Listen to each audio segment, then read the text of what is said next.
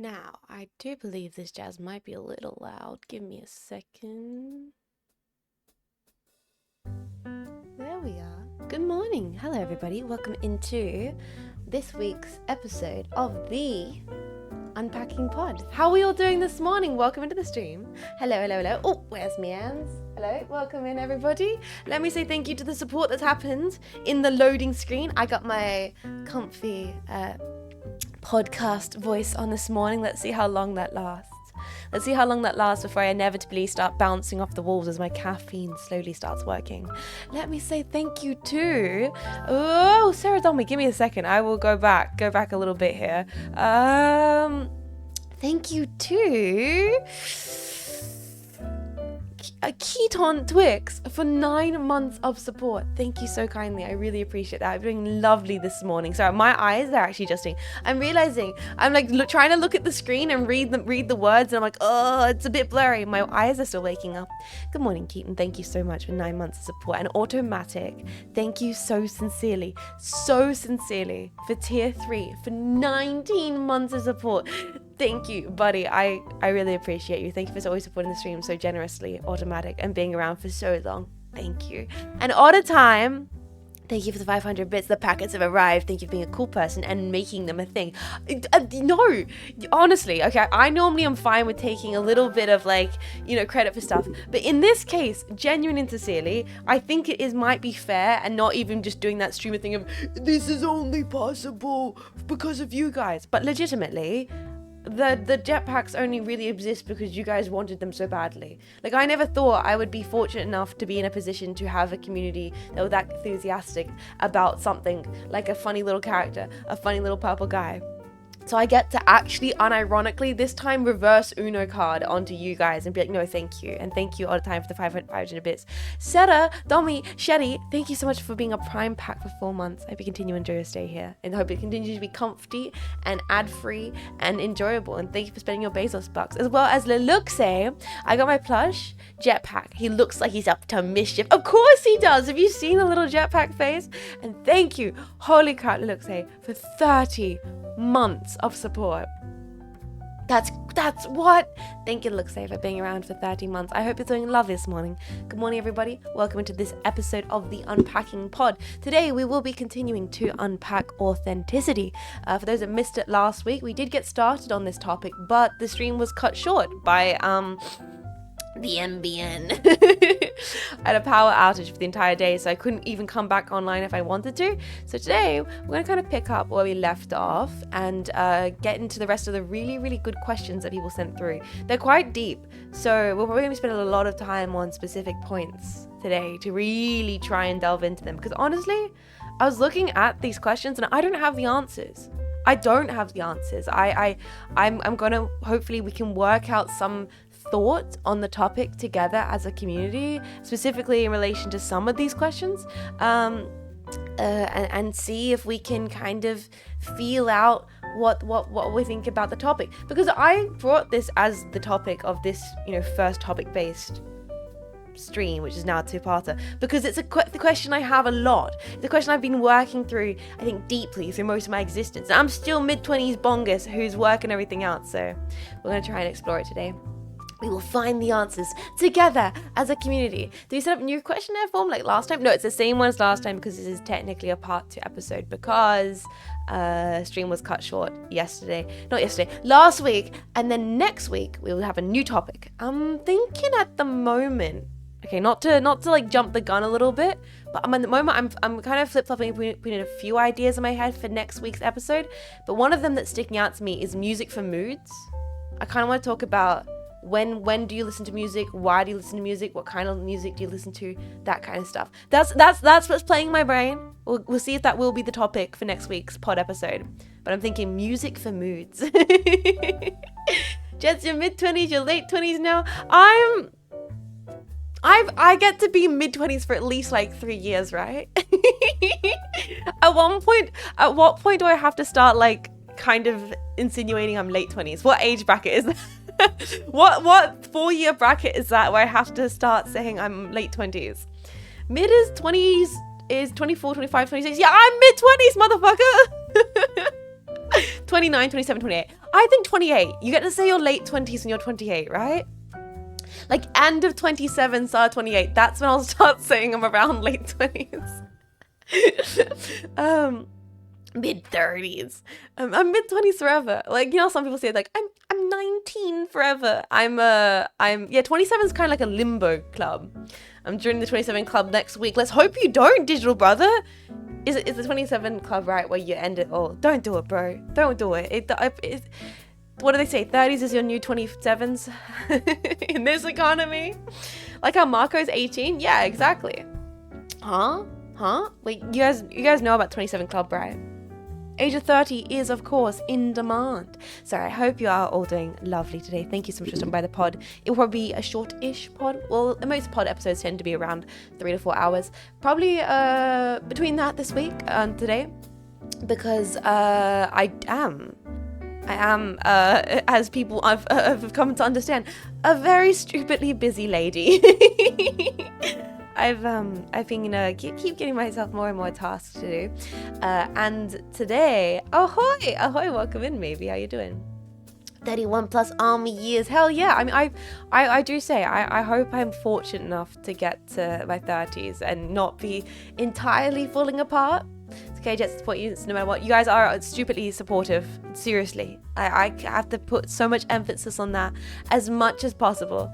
I make myself a busy lady. I don't think I would know what to do with myself otherwise. We've determined, guys. You're gonna get knee cracking. Not of me waking up and doing stretches any morning, have anything to say about it. I'm so flexible, boys. Holy shit. It's crazy to think that like this time last year I decided to try and touch my toes. And nowadays, I can bend over, I can grab my feet, full palms down, bending my elbows at this point. Soon I'll be able to put my nose to my knees. I'm looking forward to that. I'm building up to be able to put my nose on my knees. Not yet. I still have a ton of tension all in my spine, but I want to be able to do that. Prove it? Not yet. I can't do nose to knees just yet. But I'm working towards that. I wanna be properly flexible. It's one of those things that has made such a profound improvement on my day-to-day existence, was exploring flexibility. Also, I'm gonna turn the jazz down just a little bit because I got quiet voice this morning. There we go. That's a bit better. Yeah, source physics ligaments. Yeah, that's what I'm going for, boys. I'm going for that freaking build made in source. She's gonna be able to contort like Marco does with her VR disconnects. I've talked about this. I've talked about this. Dubious. No ankle pictures. Also, it is doing better, though it's like kind of healing. Like the swelling has went down. So now when I step on it, it kind of is a little bit weak and it like twinges in pain. I think I'm at that's kind of phase where I need to like stay off of it as much as possible, because it's in that last little healing bit where it's a bit like jelly. Gmod body type. Wait a second. There we are. We gotta do a Gary's mod night with the community knowing source. I've never played Gary's mod. New Zealand? Nah, I'm Australian. G'day. Welcome to Alexander Protom. How are you doing this morning? Welcome to the Unpacking pod. I've never played Gmod. It feels like I'm committing some kind of gaming crime by the fact that I've never played Gmod. It's stupid fun. Yeah, I've always wanted to do prop hunt with a bunch of VTubers. I've been saying this for years, that I wanted to play prop hunt with a bunch of VTubers. And I know there's now been a bunch of games made inspired by prop hunt, but I wanna play like OG Gary's mod prop hunt with a bunch of VTubers. That would probably happen on my LAN party stream, my inevitable LAN party stream. Just as really Irish. See, that would be good if I could do an Irish accent, but I can only do a bad Scottish accent. I don't think I could do. No, see, that's Scottish. I can't do an Irish accent. I can't do like an. What is an Irish accent? No, I can't do Irish. I can barely just do a Scottish accent. That's about as good as I can get. Wait, my voice is not warmed up this morning. Irish is like higher pitch, right? Top of the morning. It's softer. Irish is difficult because it's a bit soft and it's a bit in between Scottish and English. I don't think I can do an Irish accent. Just say, I can't think of a thing. Yeah, but that's not that. Then it's just gonna go into Scottish again. See, I can't do it because I just go straight into Scottish accent. I'm sorry, that's just not gonna happen. I've spent too long trying to get a decent Scottish accent that it's gonna get fucked up. My daily Irish consumption is the woodworking guy. Oh, wonderful. Something about Irish is they don't say the TH. It gets replaced by D or T. Yeah, I've never practiced doing an Irish accent. You're mad fooey. Yeah, but Irish isn't really an accent. There's Dongle Irish and Belfast Irish or Dublin Irish. Just I sound like D-word? I don't think I know what D-word sounds like. Yeah, I spent quite a while trying to practice doing a Scottish accent. I like doing a Scottish accent. I feel like it's very fun. It's fun to have a Scottish accent on deck for if you ever want to do like a ye old reading of something. Like if you want to be a character from Dark Souls or something like that. Northern Irish is way less pleasant. Cleo's being so offended by me right now. I can't do an Irish accent. I want to talk to Cleo about it. Try and see if she can teach me. If she can teach me, because I can't roll more. I can roll my R's as much as I possibly want to. It's not that hard. I hear the population of the Irish capital is on the rise. I know nothing about Ireland. All I know is that they were meant to be unified according to data in Star Trek. According to data in Star Trek, they were meant to be unified, and unfortunately Star Trek got it wrong. Ireland has a really diverse range of accents for a small country. Yeah, like England. It's funny, people are like, England has so many different accents. Ireland, as a small island, has so many different accents. Yet people are surprised when Australian states have different accents. Like, people are like, just sound weird. I'm like, yes, because regional dialect is a thing in a country as fucking big as Australia. Like, we do say and pronounce things different state to state. I say bathers, Hanya says togs, Marcus says swimmers. Like, there's different words for different things. I say shopping trolley. I think other places say cart. I say dance. You know what I mean? Yeah, New York City has like 8 different accents. Exactly. If a singular city can have 8 different accents, I don't get why people are surprised that I sound different than other people in different parts of Australia. Welcome in, guys. Thank you people for following this morning. Welcome to the pod. Sorry, I'm getting sidetracked on tangents. We should wrangle ourselves back. This isn't a Jatsadan. This is a pod. This is meant to be focused. Today we are talking about authenticity. But I do want to do a little housekeeping, a little update on what's been going on with me, because I do like to take a little bit of time in the pod to do that. As some people might have seen this week, first of all, apologies for the schedule being entirely fucked. I completely messed up the timings, the things all over the place. Might have, maybe, possibly, guys, there is a chance that maybe doing the schedule after drinking 2 beers and 5 dumplings wasn't my smartest idea, but I got the schedule out, so you know what, I will take that. It got posted. That's 2 whole beers. I didn't have much. I had basically a light wrap for lunch, nothing else, and then I had like I tipsily cooked up like 5 dumplings and smothered them in sriracha. It was delicious. Yeah, 2 entire domestic light beers. It got me just a little bit. It got me to that sleepy beer, like beer drunk. It's not even like drunk. It wasn't even tipsy. It was like kind of like that sleepy, funny part of your brain where you're like, hoo-hoo, hee-hee. I kind of want to have a nap right now. So I'm surprised the schedule got out, because I got most of it done. I was like, yeah, that's enough. And I went to bed.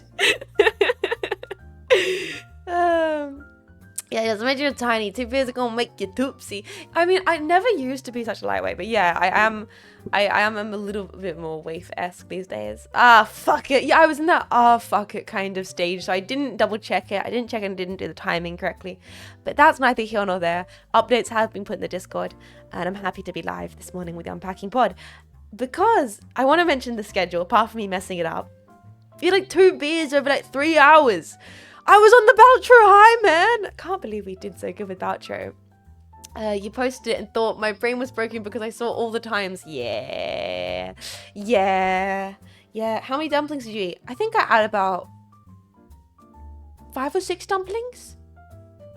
I basically just emptied the rest of the freezer bag. I opened the freezer bag, I looked down at my cast iron and went, just poured the whole bag into it. I was in that truly goofy kind of just tipsy enough where you're like, fuck it kind of stage. Yeah, 777. I should have had 7 dumplings in honor of the 7 cards. I really should have. Jess, I'm not letting myself go to bed midstream after Beltray. Sleep deprivation was worth the goofiness. That was such an amazing Beltray run. And like I said, I will now never have to play Beltray ever again. We did it, boys. We won Beltray. We literally had the most ideal playthrough of Beltray that could have ever been conceived. So, schedule got messed up, but it's now back. But one of the things I wanted to mention on regards to the schedule, you need to retire the schedule sticker. No, the schedule will be back to being formal and normal as soon as possible. I do regret and feel kind of bummed out. The schedule has been such a mess recently, but the last few months have been such a mess of opportunities and things changing and people doing things and people going places. And on top of that, Marco is coming to visit. Jehan, thank you so much for 10 months of support. I really appreciate that. I hope you're doing so lovely. Thank you for supporting the stream and supporting what I do. Yeah, so if you haven't seen the schedule, this Sunday, I'll be hosting an off collab on my stream with the incredible Marco Fukasame, Shark, and the incredible Vividly Vivi.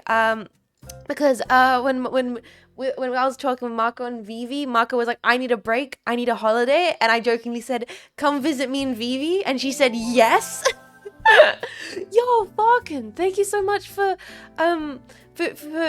priming for 4 months. Sorry, Falcon. I said Falcon like I'm an Australian swearing, like Falcon, bloody oath. Thank you for priming for 4 months. No, seriously, thank you so much, Falcon, for 4 months of support and being a Prime Pack. Please enjoy your Bezos ad-free Borgus cast, Bongus cast, broadcast.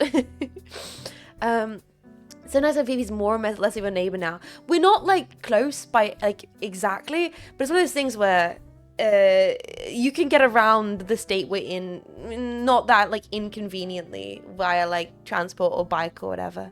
The Bongcast? No, that's a different kind of podcast. that's a Zat70 show inspired podcast.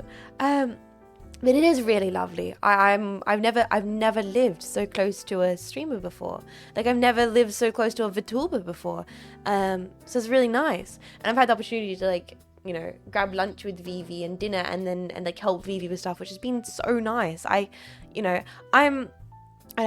very, very thankful, and it's a pleasant. So now Marco is coming to visit to hang out because we're all here. So it's just really lovely. Super last minute. Definitely adds a lot of stress to the week, but I'm looking forward to it. Marco told me to have a relationship with Richard Nixon the other day, and I feel like I need to commit to it. What did the shark mean by this? What? Yes, exactly. Closer than eating a plane visit. Well, that's the thing. It's like, even if someone like lives like at an hour, 2 hour long drive distance in Australia, that is still feels closer because previously it's been like plane flights, you know what I mean? Previously it's been like I have to get on a plane to get near any of the Vishayan girls. So like to have a VTuber like in the state area is crazy.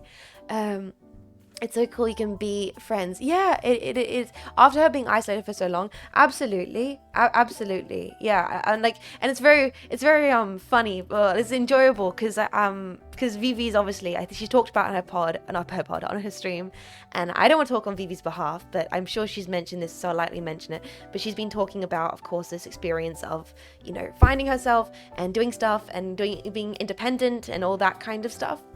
And it's very interesting because I'm kind of the opposite as a person. Like I'm a ruthlessly independent person. I'm a very much I love being alone by myself kind of person. I love putting my headphones on, writing my to-do list, writing my shopping list, getting groceries by myself. Like that's like my my comfort, a thing I understand. So it's like talking to Vivi and being like, oh, this is how I find going to the groceries alone fun. Like, you know, and be like, so you write a little list, you make a little task, like you're doing Minecraft, like you're doing like adventures in a video game. You give yourself waypoints. You and then you put headphones on and you choose your own OST, and then you give yourself waypoints, and then you go and do your groceries. You do side quests. So it's been nice to try and like share my little perspective with her, and hopefully she's appreciated it, and I'm not being like info dumping or being like, this is how you should live your life.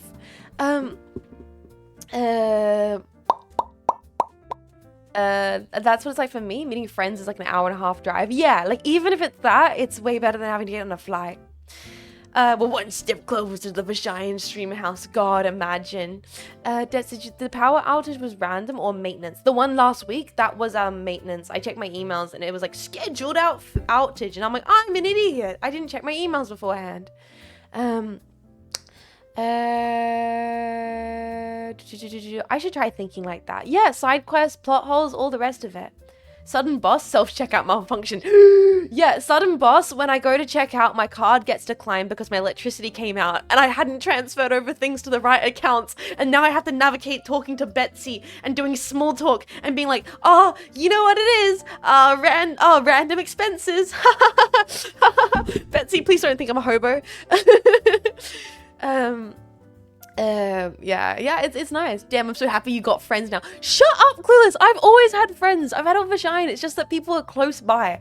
I want to put emphasis on, I don't think like you need to have IRL experiences with friends for them to be your friends. I would say I do enjoy, if you do have online friends, taking a little bit of time, at least once or twice in the year, to try and catch up. That's why I'm really happy that Marco's traveling, because it's like Marco needs a break. Marco's one of my good friends, and now like with Vivi here, it's like a perfect opportunity to hang out in person, even if it's just for a weekend. If you have online friends, and if it's feasible, and if it's possible for you financially or life-wise, there is such a value to being able to see your online friends once or twice in a year. Like, it feels really nice. Yeah, Marco feels like she's quite burnt out right now. It's the time of the year, really. I feel like I'm currently pushing myself along. I'm like freaking fighting off burnout left, right, and center. I'm you know, that kind of thing. Like yesterday, and you guys are really understanding, I had to take yesterday off because of organizing admin stuff and working on this commission project that I took on. Hello listeners, thank you to 101.5. It's your co-host. I'm joining you with my main host, Jean Faymas. Welcome in Dark Knight. How you doing? Just so we count as friends, don't be parasocial packs. You guys are collective little bonguses that throw peanuts at me if I do bad -1s. This may be parasocial, but I'm happy for you. See, that to me isn't parasocial. Being happy for people who in life is not a parasocial. That's a human tendency. That's just like understandable. I feel that way about streamers and content creators. I like when something good happens to them. You want the people who you engage with to be doing well, so then they can make the funny +2s on occasion, you know? Jets, your definition of fighting burnout is giving yourself too much to do. Yeah, whatever. Honestly, it's nice to have first close by to hang out. Yeah, but I don't think, like, I do think online friends are real, and I do think you can completely be friends with a person exclusively online. But if possible, it's great to try and randomly see them in person. Yeah, that's normal. Like, it's normal to feel happy for someone, even a stranger on the street. You see a little kid drop an ice cream, you feel sad, unless you don't feel sad, unless you laugh and you're a psychopathic, crazy person. When Jess is burnt out, she takes fussy pictures. I do, which I'll probably be sharing on stream tomorrow. Also, good morning, Dave. How are you doing? Welcome to the pod.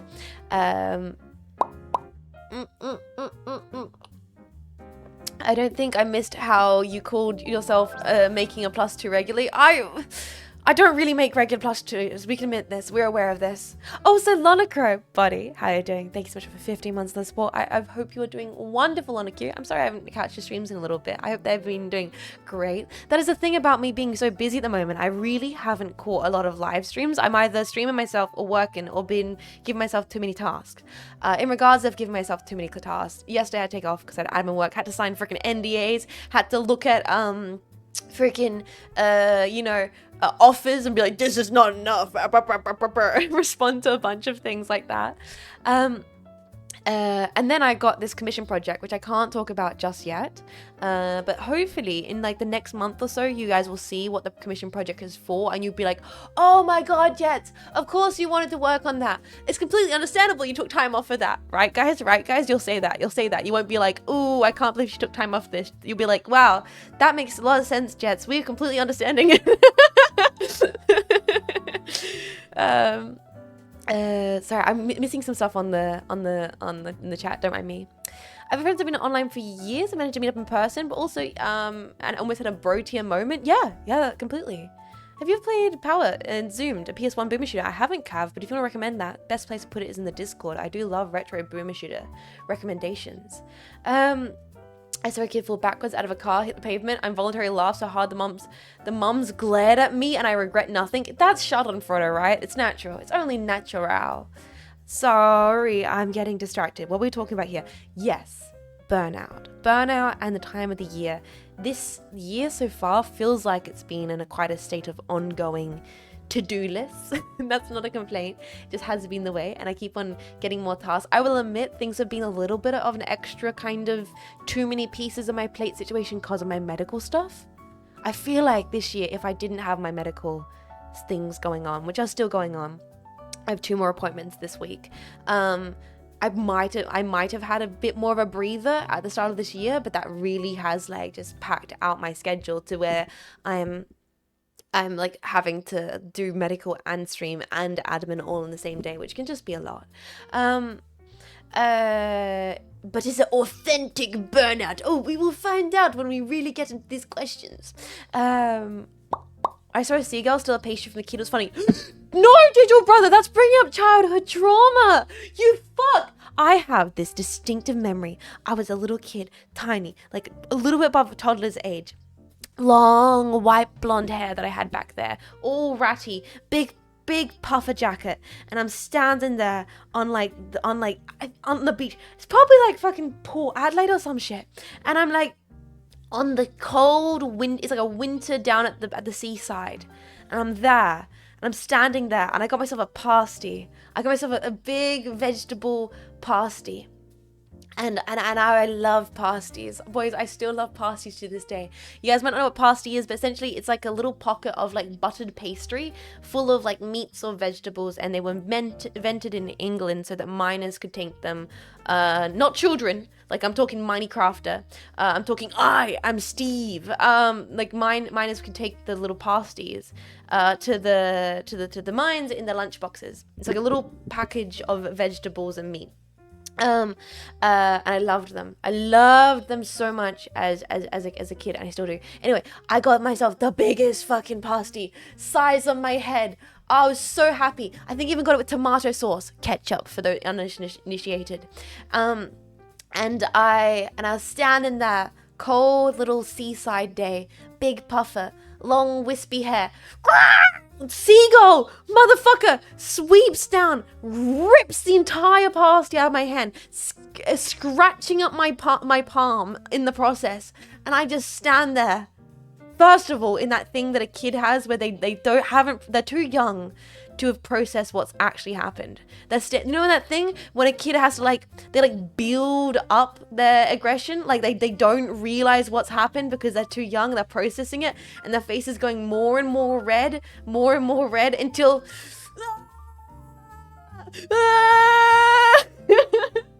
and I screamed. I cried more than I think I've ever cried in my entire life. It's trauma. It's traumatically, that visual, that memory is stuck with me forever. I was so happy, and this moment, it was gone like that. My happiness taken from my fingers right before my eyes. And that's when my villain arc began. I mean, I don't hate seagulls. I kind of don't fuck with seagulls. I like pigeons way more than seagulls. Me and pigeons, we homies. Me and pigeons, I get pigeons. I respect pigeons. I'm cool with pigeons. Seagulls? I'm really not sure if I feel the same way about seagulls, honestly. Yeah, pigeons are kind of based. Pigeons are just kind of ugly doves. And I like that. I'm an ugly dove. I'm a pigeon. It was just too easy for the seagull. Hey Jet, squash, motherfucker. It's evil. Seagulls are the bird version of raccoons. They're complete trash birds. And except for wits in Australia, we have bin chickens. Bin chickens are a lot more closer to raccoons in Australia. They're big ibises that drink the water out of the bins. They genuinely get into the trash. Seagulls less so get in the trash. They're just aggressive. They're so aggressive and kind of terrifying. Anyway, we're now talking about pigeons, which is not what we're meant to be talking about.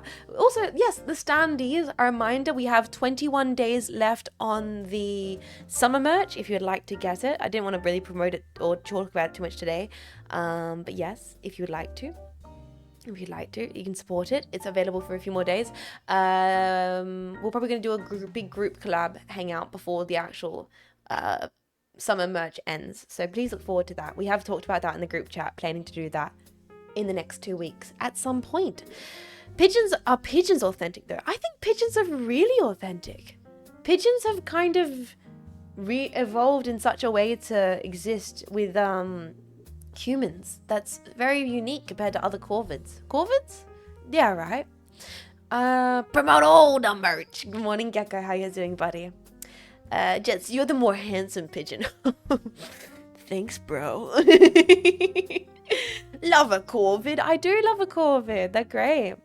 It is fucked up that we haven't evolved how to have wings. I get it. But it is fucked up.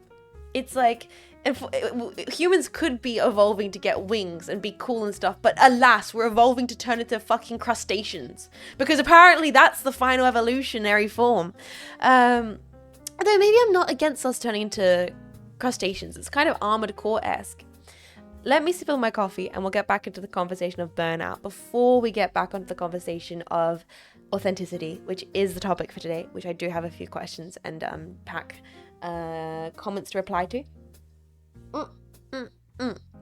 It is all a crab. All crab. I'm a duck enjoyer. Ducks are great. Ducks are also very good. Ducks are also like, they walk the line of being like a terrifying guard dog though. Like duck can either be the sweetest little guy ever or like a vicious beast.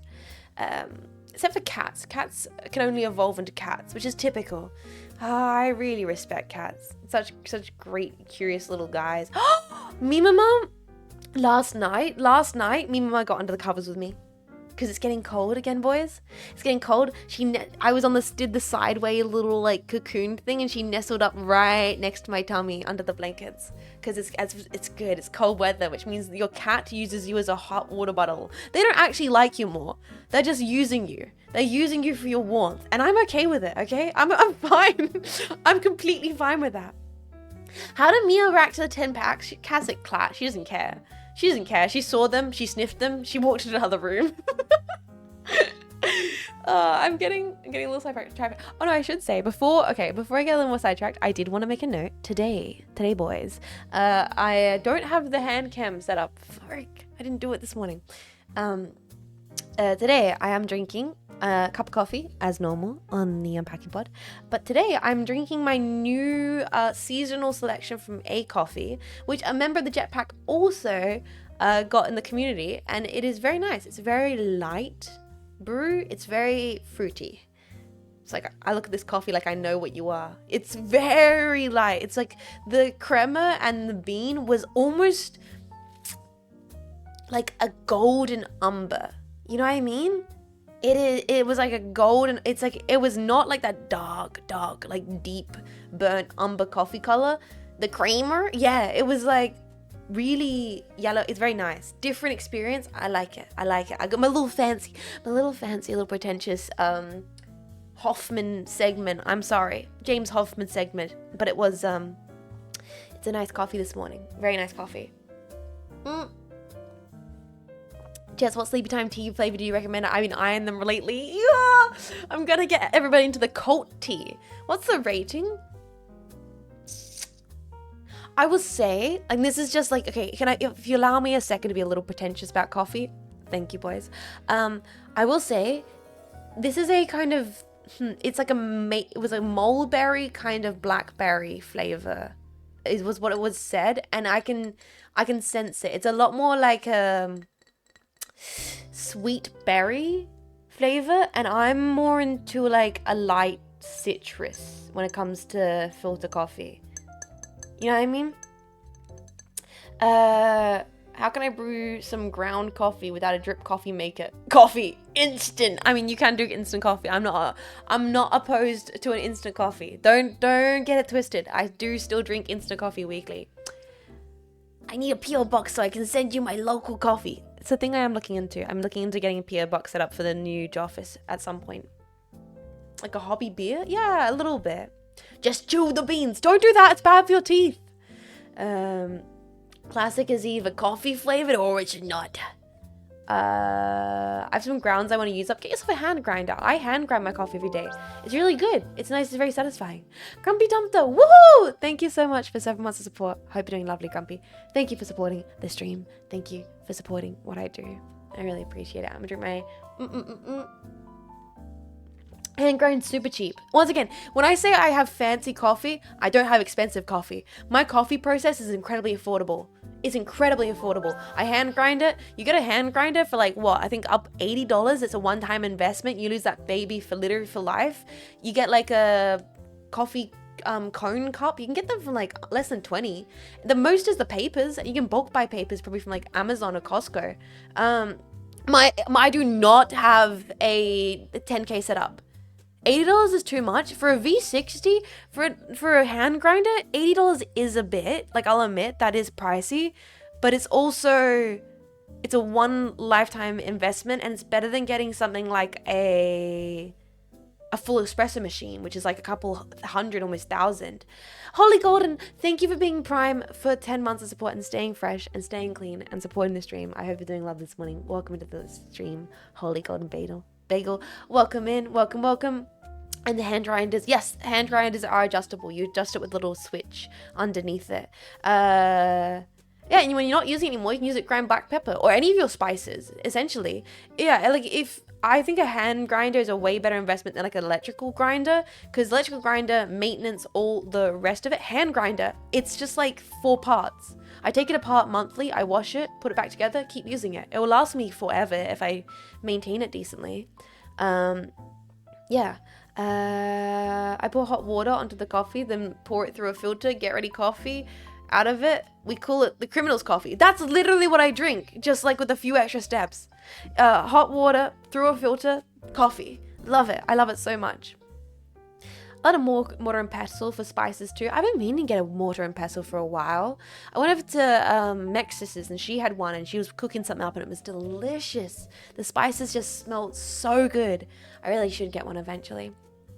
I got it for like $10 like 15 years ago. The tanks, to be honest. Yeah, I think $80 is like on the expensive side of a hand grinder, and that's one you're going to have for a lifetime. You can probably find them more affordable and also on sale. So like at the base level, you probably don't need to invest more than $100, not even, on like a really simple filter coffee, a pour over set. Most you're going to be spending on is like a decent pair of scales and a decent hand grinder. The rest of it's just like the beans and papers. Australian drinks criminal coffee. Who could have seen this coming? Anyway, we've gotten sidetracked and we're talking about coffee. I guess this really is an unpacking pod, but we do need to get back into talking about plans, burnout stuff, and of course, what the actual topic of today's episode is, which is authenticity. We're gonna go a few hours to get into this, so I don't want to keep getting sidetracked. There's some manual espresso makers like Flair. I would say it's like the mocha pot is the one you get for espresso. I've never been able to make coffee in that properly, unfortunately. I had one years ago. I used it like 3 times and absolutely failed at it, and then I ended up op shopping, I think. AeroPress is also an option, which was mentioned in the chat. AeroPress is affordable and it'll get you a real good utilitarian black coffee. Burnout stuff. I mean, I love Burnout 3. What the fuck, Nintendo's selling coffee grinder for $40? Huh? What? I guess like Nintendo probably has tie-in products for everything. You know, so I shouldn't be surprised by that. Time War C2 is around like $50. Nice. Any updates on the bunny suit? Not for a little bit. Essentially, I may be taking on a couple more different projects, which is pushing back things like the bunny suit. There are things being worked on for a specific debut that I'm chipping away at. That's the predominant one for the mid of this year, as well, with a bunch of technological advancements that I want to have prepared for that stream project. And I did just take on a commission of a bunch of artworks, which hopefully you guys will be seeing very soon, sooner rather than later. And I took on the commission one because like it's a really cool opportunity, and you guys know me, if the project seems fun and interesting, it's very hard for me to turn it down. And so that's why I have taken that on. Also, it's very exciting, and I hope you guys look forward to seeing it when it does debut. And but yes, and then I've got hanging out with Marco and Vivi, and we'll be doing an off collab because yeah, it's kind of, this year has been so full on. So it's like, even though it's going to be socializing, which is probably going to wear me out, I'm going to try and take those 1 or 2 days a little bit relaxed and hang out with some people so I can come back refreshed on stream next week. We have faith in the Jets, there's faith in us. Also, welcome and good morning. Thank you, everybody. Japan loves collabs. Yes, they do. It looks like it's Animal Crossing brand. Of course it is. Of course it is. Coffee does tie into burnout. No way. Coffee is a day-to-day functionality completely unrelated to burnout. Jets and the Hags. I forget how young I am. Is that weird? Just last distracting feature. I did see the demo pack art. I have seen the art. I have seen the memes. I don't do memes or art showcase on the pod. That will be, if you want to see your memes and art, please stop by tomorrow's stream, in which we will be looking at memes and art, and we'll be playing Deus Ex, I believe, tomorrow. So please look forward to that. Coffee's required. Do not hate the coffee. He's like, coffee is an essential thing. I forget how old I am. It's fine. I think we're having the okay, Dave. My assumption is we're having the opposite experience. I feel like I'm older. I forget, like, I've just because I kind of, all of my friends are like in their 30s. All of my friends have been like in their late 20s or in their 30s for as long as I can remember. Like, even in studies, my housemate, she was like 4 or 5 odd years older than me. Old, spiritually a hag. Well, I just, like, I mean, I am a zoomer. Like, I can skivvy ritz with the best of them. Not gonna lie, I get granny vibes from you. What gave it away, Christopher? Was it the talking about my filter coffee setup, or talking about how I have to go get film developed at the camera store? Which I do. Okay, it's okay. Let's, boys. I wasn't sure if I was going to tell you guys this antidote, if you will, but I feel like I have to, because it affirms my Zoomer tendencies. So, as many of you guys know, at the start of this year, I decided to box bleach my hair blonde. As you can see, I've got the purple situation going on, but like, PA-san decided to box bleach her hair blonde for the hell of it. She went full Courtney Love. I got the purple wig on, just to maintain character, all the rest of it. Yeah, a little bit of mental breakdown for fun. I did a big move. I needed to change my hair drastically. You know how it is. So it's been like bright quarter life crisis. Thank you very much. Despite the fact I sound like an old lady, I'm not actually one yet. Watch out, local Nirvana tribute bands. But yeah, full big Courtney Love-esque bleach blonde. So I box bleached it, and then the roots started coming in. It looked very cool and punk.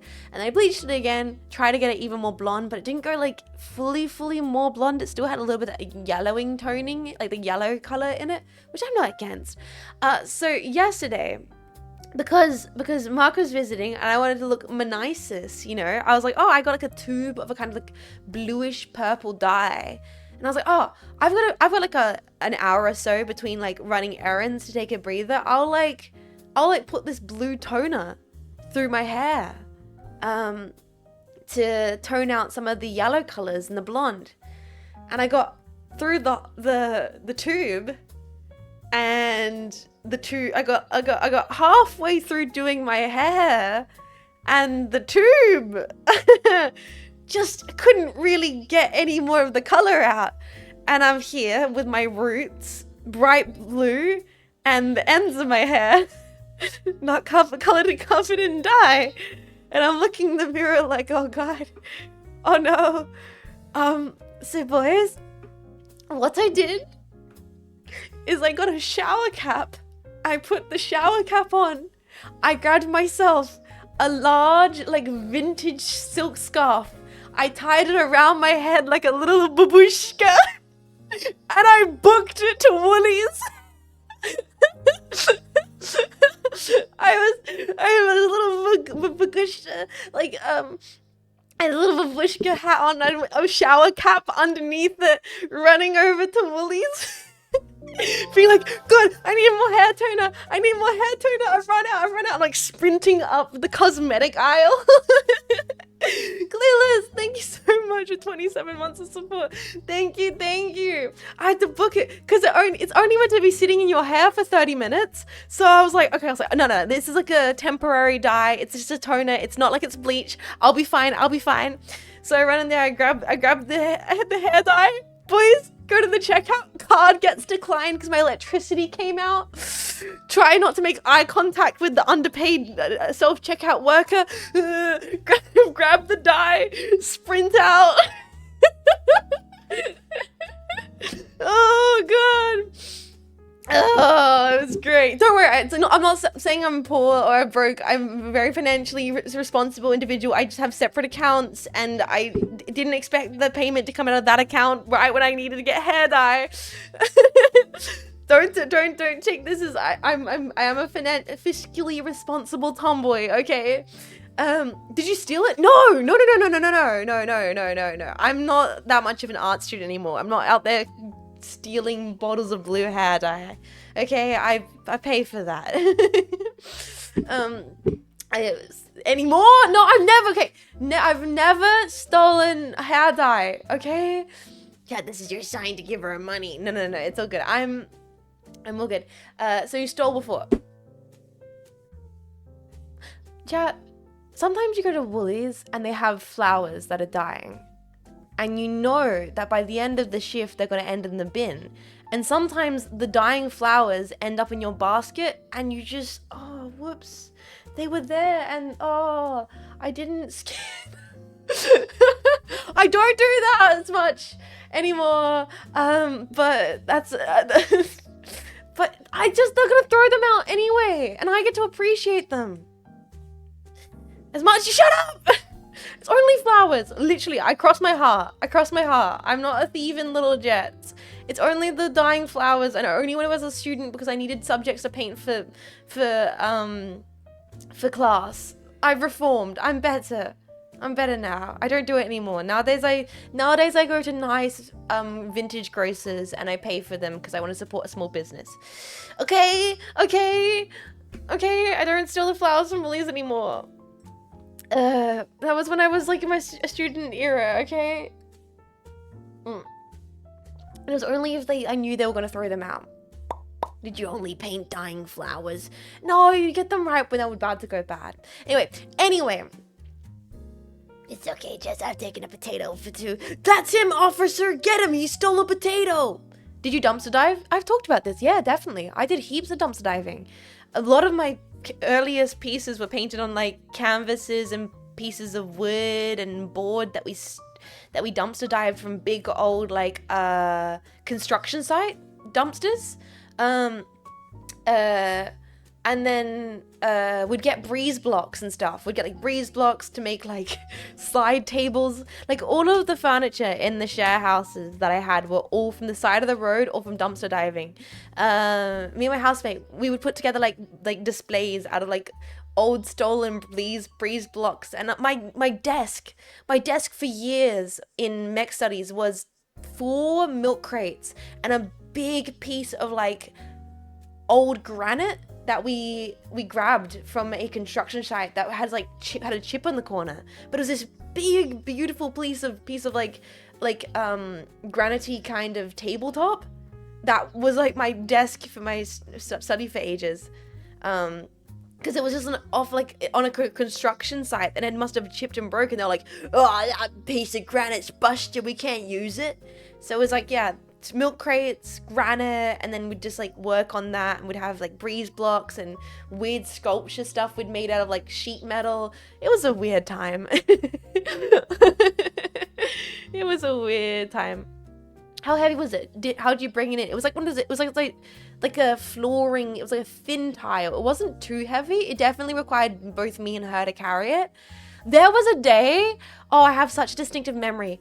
Me and her, we were walking to go out to like a dive bar, I think it was. We're going up the street. It's the afternoon. We're kind of dressed all crazy, because of course we were. And we walk past this like house, and this lady and this guy basically walk into us off the side of the road. And they're carrying this vintage credenza, this old 1920s big mirror glass like side table. And it's all kind of beat up. It's not great, but it's like a decent, authentic piece of like a 1960s credenza. And they lock eyes with us, and we go, "That's a sick credenza." And they go, "Thanks, we're about to put it on the side of the road. Do you want it?" And we go, yes. So we, instead of going out to the pub, it was me and my housemate walking this fucking huge, heavy credenza down like a main road until, and here's where it gets good, we walk past a shopping trolley, boys, and we go, yep, drawers out now. Drawers in the And so then we had like propped up this massive credenza in like a shopping trolley, and we're like, these two art kids with like dyed hair. I think her hair was like bleached at that time, and mine was like black hair dye. And we were like, had coordinated our outfits, and we're just like, you know, really our going out clothes too. We've got like big stompers on. We're both wearing like fucking demonias, and we're like walking this 1960s credenza down like a main highway area in like a shopping trolley. It was great. Oh my god, I almost forgot about that. Oh my god, I almost completely forgot about that. It was but yeah, a lot of it was scrapped together from the side of the road. Yeah, that's what it's like to live in Australia, man. Okay, it's Mad Max out here. We're fighting for our lives, grabbing furniture off the side of the road. Yeah, that's what it be. Anyway, let me sip my coffee. I'm getting very sidetracked. I always end up telling all these funny little stories on the pod that I forget to talk about on stream. Some bloke, thank you so much for 3 months of support. I really appreciate it. Thank you so much. Thank you for supporting the stream. Just there's some cool stuff people throw away. Yeah, there are heaps of it. Always go to your op shops. Always check your hard rubbish days. Try and find out when hard rubbish days are happening in certain nice suburbs. You can check this online. You can put in your nice, like, you find a nice suburb. Oh, we do this all the time. Find a nice suburb, like a bit fancy area. Google when the hard rubbish days are, and then you go drive around on those, like, on that week. And they'll have like really nice pieces of furniture and stuff just out on the side of the road.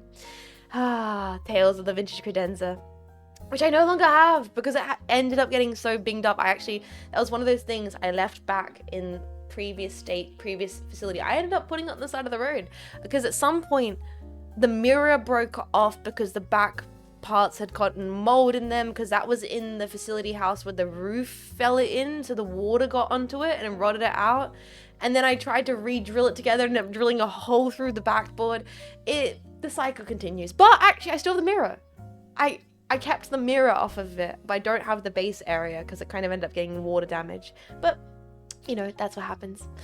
Mad Max, Credenza Road. Anyway, one of Mythbusters talked about how much cool stuff he found dumpster diving. He said his best friend was a bunch of aeroplane food carts that fit perfectly under between the desks in the workshop. That's amazing. That's amazing. There was a bulky garbage day in Japan and I picked up so much stuff. Oh, of course. Yeah, like hard rubbish days, big furniture. Too much planning. I'm just gonna break into the house. Alright, just don't leave a trail and don't mention it in Twitch chat. Someone might find this evidence later down the line.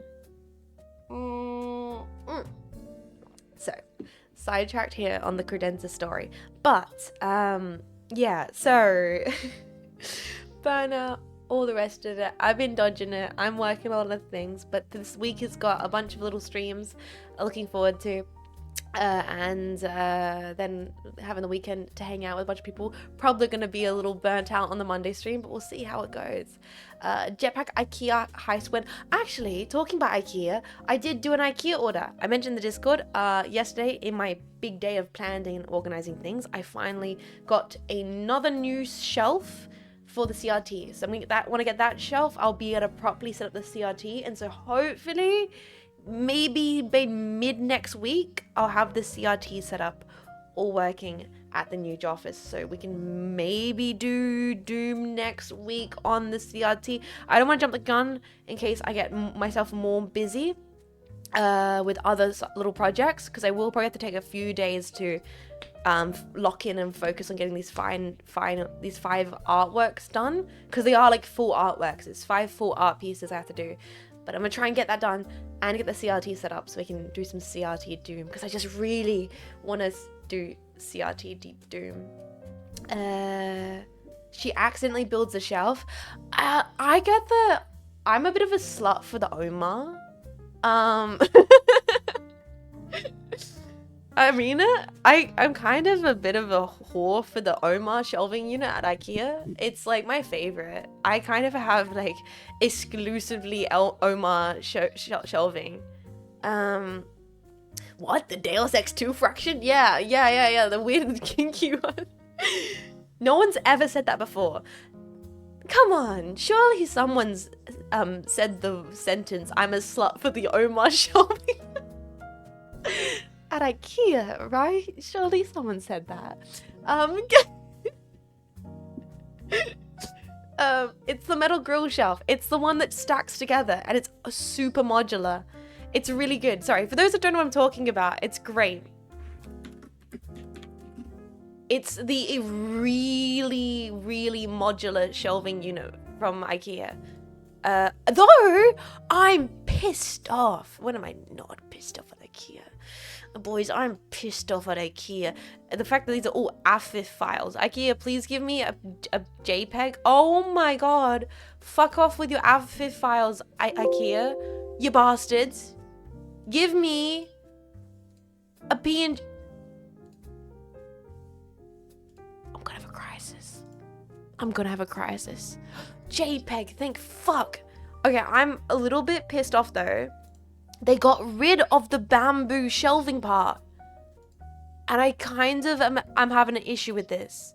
I'm having an issue with it. But it's okay. I would probably just go to Bunnings and get my own wooden pieces for it myself. But I'm still pissed off that they got rid of it. So this is the Omar shelf. I love it. It's super modular.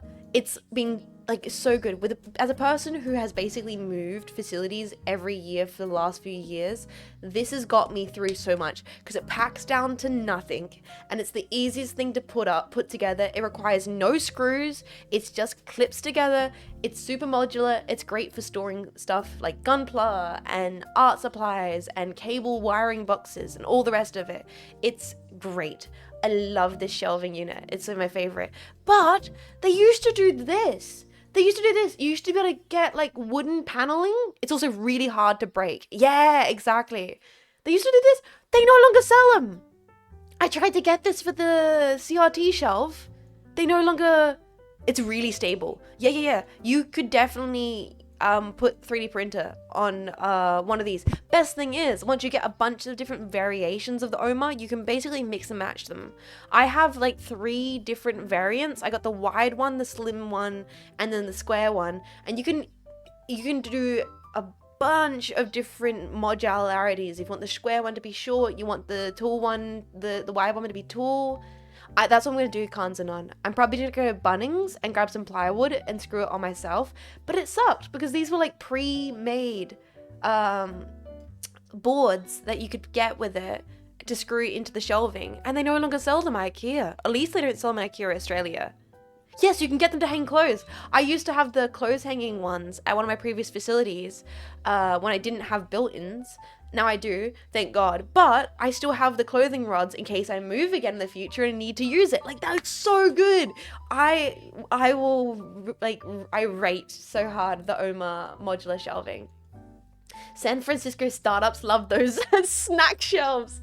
Yeah, I use one as my pantry because I don't have a very big kitchen setup, so I literally have one as my pantry. I might actually get one for my mom. Yo, IKEA sponsor when. I really do love these shelving. They're really good. They also have like a mini version, which is great for like in cupboard stacking for pantries. They're great for the kitchen and the bathroom. They work in any space. And because of like the style, it's super open and clean. It just kind of looks good in any environment. You can put it in the shed. You can put it... I love these. I've been lusting after getting 2 Alex drawer units for years, but $90 USD each is a steep price. These are really affordable. I'm pretty sure the base OMA is like 75 AUD, which is way better in American. Like, you can make them look real fancy and cool. I love them. I love this. I love this shelving unit. Yeah, it's like 30-40 bucks. And once again, you can modular, boys. Modular. This is turning into an infomercial. I apologize. I don't mean to be so shilling for this, but here's the thing. I'm not all for IKEA stuff. I feel like IKEA has kind of fucked up in which it's like 2 steps forwards, 1 step back. Sometimes it's like, I love modular flat pack furniture when it's done perfectly, when it's super efficient, like when it slats together, when there's no bolts, no screws, everything just clicks together and can fold out, and it's like, that's engineering masterclass, you know what I mean? And unfortunately, a lot of the IKEA stuff isn't really, it's like efficient, but like some of the pieces, the classic pieces, are less like that. Also, Carbonation Zero, I haven't catch your streams in a while because of work, but I'm glad to be back. Dude, thank you so much for 5 months of support. Also, that's completely fine. I hope work has been treating you well. I'm glad you could stop by the stream when possible. I hope you've been enjoying being a VOD pack if you have been. Some of the Japanese buildings back in the day, oh, it's so good. It's like a level equipment. If IKEA needs a drill, you're done goofed. IKEA my home, plastic boxes, shelves, tables, covers, chairs, replaced recently, batteries. Sad those are discontinued, and the scissors. Yeah, they also discontinued my favorite journal. I used to get my journals from IKEA, and they no longer do them. Yeah, they do tend to discontinue some of the best pieces. I almost got the IKEA folding chairs, but I think I actually want to hold out and get the vintage versions, because they recently released the reproduction of the iconic 1973 folding chair. Sorry, I've been talking for an hour. We should actually get onto the topic. We should get onto the topic of today's pod. I'm so sorry. How's it, hey my man? Doing well, Descartes. I hope you're doing well. Let me open up the pod questionnaire. Let's go back here. But yeah, when I see a really good...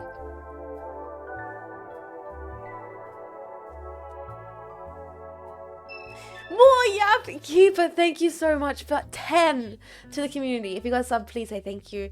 Thank you so much, Keeper, for your generosity. I seriously appreciate it. Thank you for the stream, Keeper.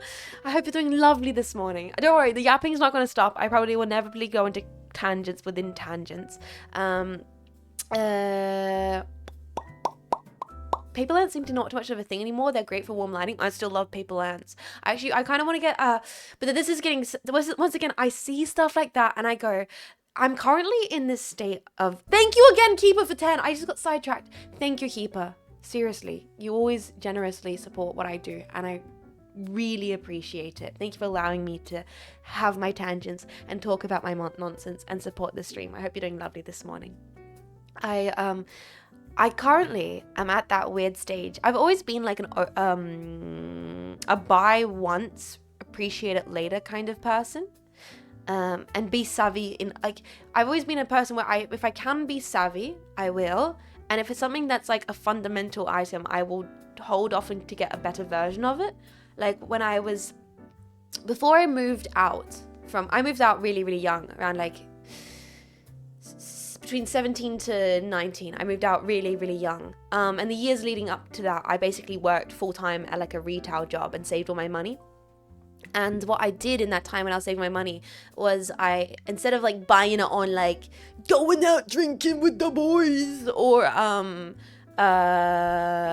like anything crazy like that. Not to dog that. If that's what brings you joy and happiness and sustains you and is productive and something you value, then that's completely fine. It's just it wasn't what I think I was doing or interested in doing. So instead, because I wasn't doing that, I was able to just keep all of my money in savings, and then I ended up to what I ended up doing, which is kind of sad. And I often wonder why people think I sound like an old lady. Instead of going out drinking and having fun, I went and bought nice quality kitchen knives.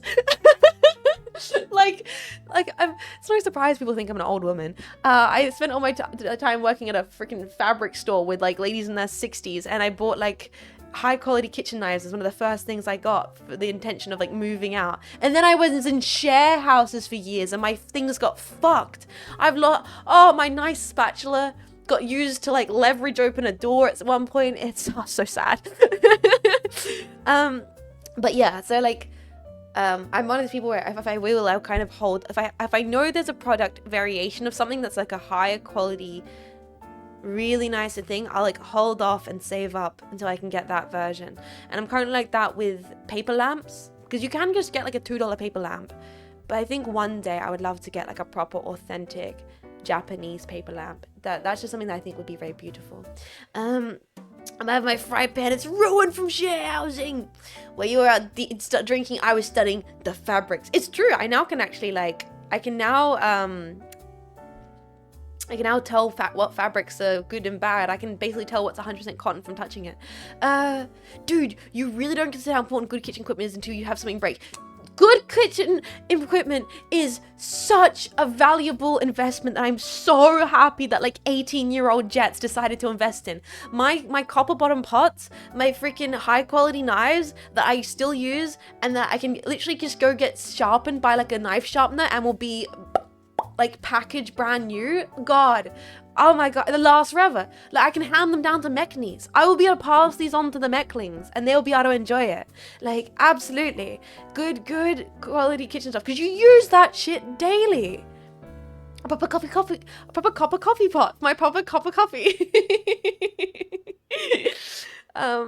Yeah, it's copper bottom pot sounds like apple bottom jeans. Cast iron. I have a cast iron. I have a clad enamel fry pan for eggs, and I have a enamel stew pot for like hot pot-esque kind of group kind of soup things, and I love them deeply, all of them. Only thing I don't have is a rice cooker. I should get a rice cooker eventually. I wasn't sold with the IKEA, but this sounds neat. Soup. I do love, cast iron is great. I will chill cast iron forever. Love cast iron. No rice cooker? Hiya. I know. Have you given them names? I haven't actually. I haven't. Also, get good quality wooden spoons and oil your wooden spoons, motherfuckers. And your chopping boards. Oil your wooden spoons and chopping boards, you crazy fucks. I cook all my rice the old way. I got a glass stovetop, so I'm into ceramic. Yeah. Get a pressure cooker. No, I don't like multi-devices. I don't like big appliances. The most thing I have device-wise is I have a NutriBullet. I got it on Black Friday sale. Very affordable. I'm gonna need a list. I literally had a list. When I was like in my like gap year, I basically had a list of all the things I wanted to save up for and get for my kitchen. Cooks! I'm firmly convinced the only time I'm able to shop anymore is to resub. Oh, Cooks! I hope you're doing lovely at the moment, dude. Thank you so much for supporting the stream for 21 months. I hope you've been busy and been wonderful. I am around. Hopefully you can grab more streams. You might be only going to get the afternoon hours, and I apologize. Pressure cookers are overrated. Yeah, I don't think I would ever use a pressure cooker if I had one. Also, once again, I'm a vegetarian, boys. What the fuck am I going to put in the pressure cooker? Fucking tofu? Jesus. Like, boys, the fuck am I putting in a pressure cooker? I'm not vegan. I'm not. Don't go out here lying to the masses. They're gonna be like, oh, Jet's a disgusting tree hugger. I was a vegan for like 3 years, and now I like cheese too much. Pressure cook your beans. My mom has 3 pressure cookers and she's a bougie bitch. Or does your mom just like shopping? 3 pressure cookers is excessive. Sir. I cook porridge in my Instant Pot. Then how dare you rob yourself the pleasure of stirring your own porridge? I love stirring my own porridge. I love when the porridge is all not thick and then the porridge goes thick and you can see it happen. It's like you're concocting little sciences. Beans are the best reason to get a pressure cooker.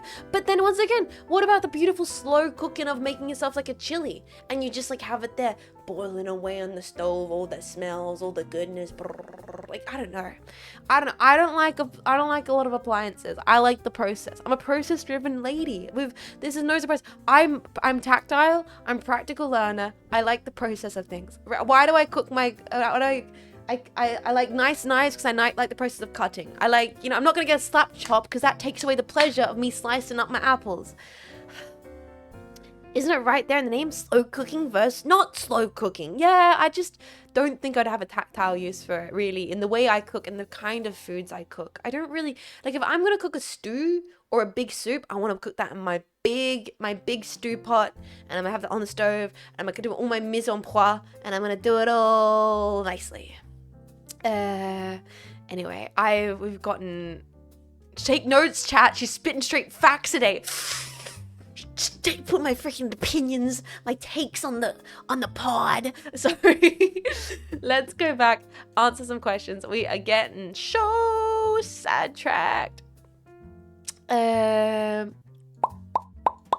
do we finish off? So the question that we were talking about was, I think we got into question all art is theft. But how do you steal authentically? Which we kind of got into. We talked about the best way to do that is to like get a lot of reference points and be honest with your tributes and your references. Be self-aware about your referencing and try and just consume a lot of things and try to go for things that you personally think are appealing beyond what you think are appealing to the masses or to trends or stuff like that. Well, if you're tracing, then it is theft. I think there's case in point for a valid tracing. For example, I was talking about on one of the previous I think it was a Deus Ex stream, specific artist who does like works where they rub charcoal against the textures of buildings and then reconstruct the building entirely out of charcoal. It is a direct reproduction of the space moved from one place to another with a different material, with materiality being like emphasis on the reproduction. And that is a direct theft. Like, it's a thievery of the space. He didn't make that building. He didn't do that, but he chose the process and he chose to translate this kind of idea of displacement and home in that work. It's intent. Exactly. That's the thing. If you're tracing with the idea of claim and ownership, let's say in the basic sense, you take, let's say hypothetically, you take a character like Sonic and you trace Sonic and then you make Sonic yellow and you say that Sonic's your own character that you invented. That's no relation to Sonic. Let's just say that would be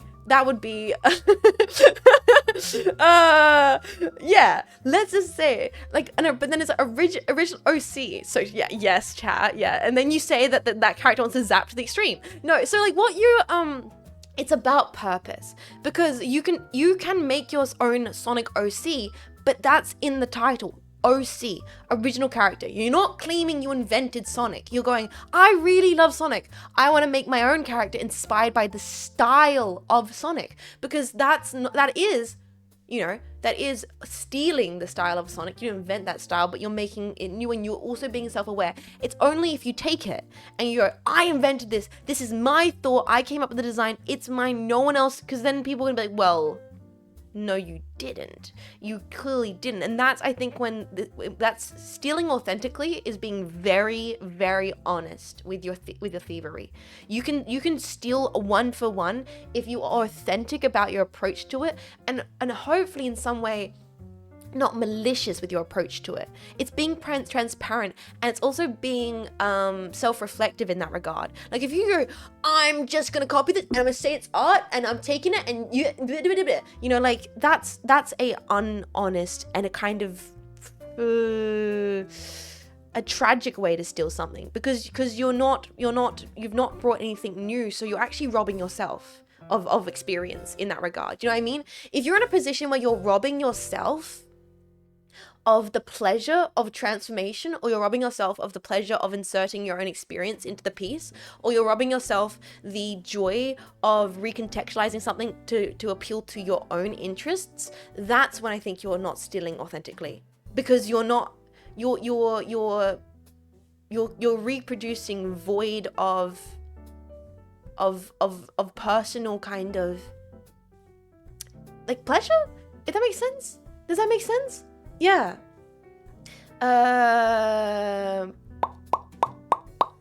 Is fan fiction more authentic than community written remakes? Oh, that's a great question, Kanzanon. That's a great question. That should be the title of like a YouTube video essay. Kanzanon, you just came up with a title for like an incredible 3-hour long YouTube video essay that would get like a million views. Like, it's dissecting how fanfiction is more authentic than a committee written, like, what are next reproductions. Stealing this idea. Exactly. When you add nothing, you gain nothing. That's when you're not stealing authentically. Because consumption of media and reproduction of media and like you can literally do a 1-for-1, but if you got nothing out of that process apart from maybe a sense of kind of look what I did, like if you got nothing actually sustaining, fundamental, not even in a crumb of like self-application, that's when you're losing that authenticity. And I think that's almost touching on some ideas about AI, which we might end up exploring today, because it was a very deep question, but I'm still a bit nervous about my understanding of approaching that topic. Pierre Menard, author of the Quit Soul type shit. That's why fair use specifies a work to be transformative. The thing about fair use is like trying to apply law to art is very difficult, because Don Quixote, I can always mispronounce that. Because like talking about the specific artist I'm talking about, I need to remember their name. Artist who names. I saw the exhibition of their work. Do Ha-soo. Yeah, sorry. It's South Korean artist Do Ho-soo. I'm probably mispronouncing this. I do apologize. Their work is gorgeous. I've seen it in person. It is insane, and this is a great example of thievery and of reproduction. So they're just spectacular. Their whole practice is essentially, it's about displacement is the good word. The word for it, displacement, and you can see when looking at the artist's work and where they come from, and this idea of home, this idea of space, this idea of so this right here, Jetpack, this may look like a building, but it's not a building. I mean, it's of a building, but what this is entirely made out of paper. This is a hollow frame. This is a shell of the building that the artist grew up in. He covered the entire his childhood home with thin pieces of maple gauze washikozo paper, and he rubbed against that paper fine charcoal, creating an impression of the building. Then he peeled back the pieces of paper and completely reconstructed it. Another good example of him doing this kind of thing is doing the same thing with tooling and lace. This is a 1-for-1 reproduction of, I think, another home he lived in at a period of his life, entirely made out of lace tooling. This is a direct 1-for-1, and he does this not just with like buildings, but with specific items of interest for him. For example, all the light switches in homes where he grew up in, or the phones that were in hallways of entranceways of houses that he lived in, made out of intricately by hand out of these like very fine mesh gauzing. It's so beautiful. It's insane. If you can ever see this artist's work in person, do it.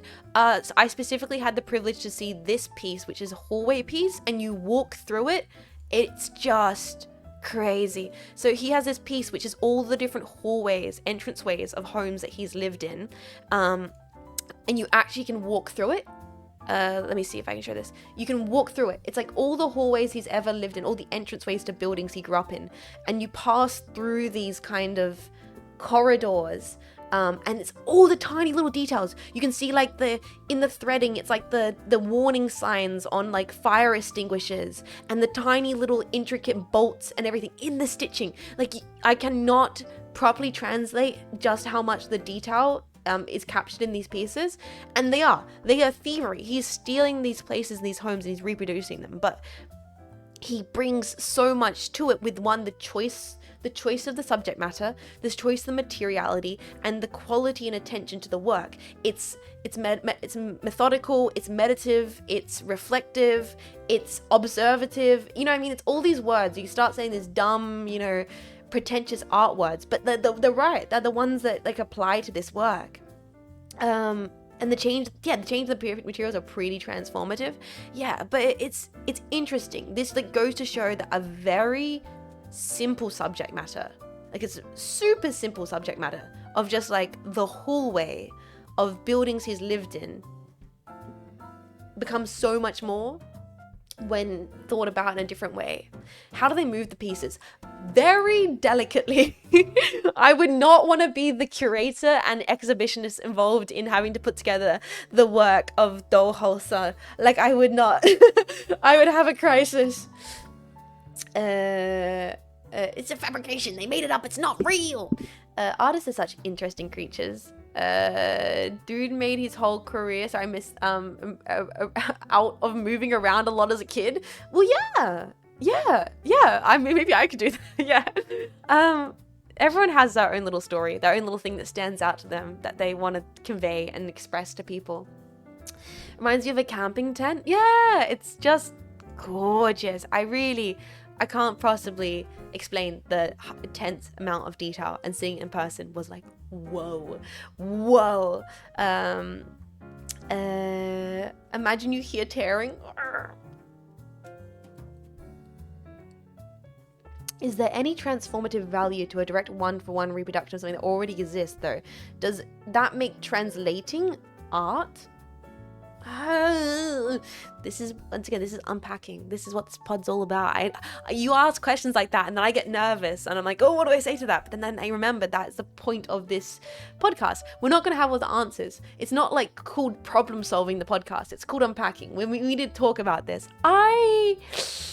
That's multifaceted, I guess, as like a thing where it's intention, right? It really is about intention.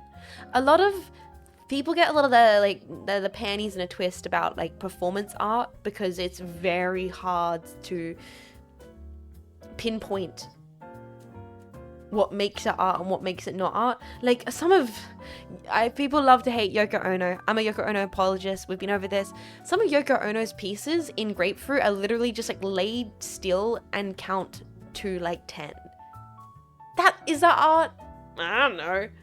Like, Go to Sleep is like one of like, that's like, but that's what she's doing with those works, is she's challenging the idea that maybe going to sleep can be art, which is very 70s and very Yoko Ono and very, pretentious and all the rest of it. I'll acknowledge it. But it's sometimes, if is it art, isn't art, isn't even the point. It's asking the question. That's the point. Does that make sense? Does that make sense? Or maybe she's still cuckoo bananas. Yeah, that's like whatever you feel. Whatever you feel. If you think she's cuckoo bananas, that's fair. I will say there are a few pieces in grapefruit that I think are genuinely profound. I think grapefruit sometimes feels wacky and pointless, and then you'll turn the page and you'll read something and go, okay, but she kind of cooking with this one. You know, like grapefruit is grapefruit. It's like Yoko Ono's first book, and it's a collection of suggested prompts for performance art. That tends to be kind of the dividing thing between normal action and performance art. This is like what the kind of clause we give performance art to allow it some validity is a prompt or a commitment or a pitch. You know, what defines it from being like just basic activity is, once again, the intention. Like, one of my favorite artists of all time is Jean Faymas, who is a performance artist who is fucking insane, and I've talked about them a lot. They did the thing where they basically took a photo of themselves every single hour for a whole year, including waking up in the middle of the night hourly to take a photo. So not getting a full solid night of sleep for an entire year. Dude is literally insane. But the thing about Tenshin Hysen's work, the thing about Yoko Ono's work, is they have prompts, they have pitches, so they have a written statement, a commitment to the piece. That's what puts it in the idea of it being a performance, on it being contextualized, all the rest of it. Yes, artists suffering for their work, classic. I mean, Tenshin Hysen is coming from a background of like, he was a monk, so a lot of his work is specifically meditative. Like, he's very aware that that's what he's doing with his work. It's like, oh no, I want to test how much I can like meditate and use like his, you know, like, I guess his spirituality, or like deep, like his commitment to his life work, which is what he kind of calls it. Very interesting guy, crazy guy. It's why it's called painting. But in all of his works, same thing with Yoko Ono, same thing in Tenshin Hysen, same thing with a bunch of people, same thing with that one guy that shot his friend and it called it a work of art when literally it was just shooting his friend. No, his friend consented to it. They were both consented. It's called Shot Piece. It came about in the 70s. It's a commentary on the war happening in Vietnam with a gun. It's very much just a 70s piece of art. Me, when I murder and call it art, well, it's not murder. He shot him in the arm. The piece is called Shot Piece. It's a video from the 70s by two New York, I think, young student artists, and it's meant to be commentary on the war in Vietnam or something like that. He shot his friend in the arm with a gun, and that is the artwork. It's crazy. I don't know if I agree with it. I don't know how I feel about it. It makes me think something. I don't know, but it's crazy that it exists. Oh, New York, that explains it. Yeah. What defines like performance and that kind of stuff is, once again, transformation, intention. Come here, Jets. It's for the art. And so, like, yeah, with Tenshin Hysen, with Yoko Ono, they will have these documents. You can read them. They say what's going to happen. Let me grab one from Tenshin Hysen. Tenshin Hysen artist. So you guys can see exactly what I'm talking about.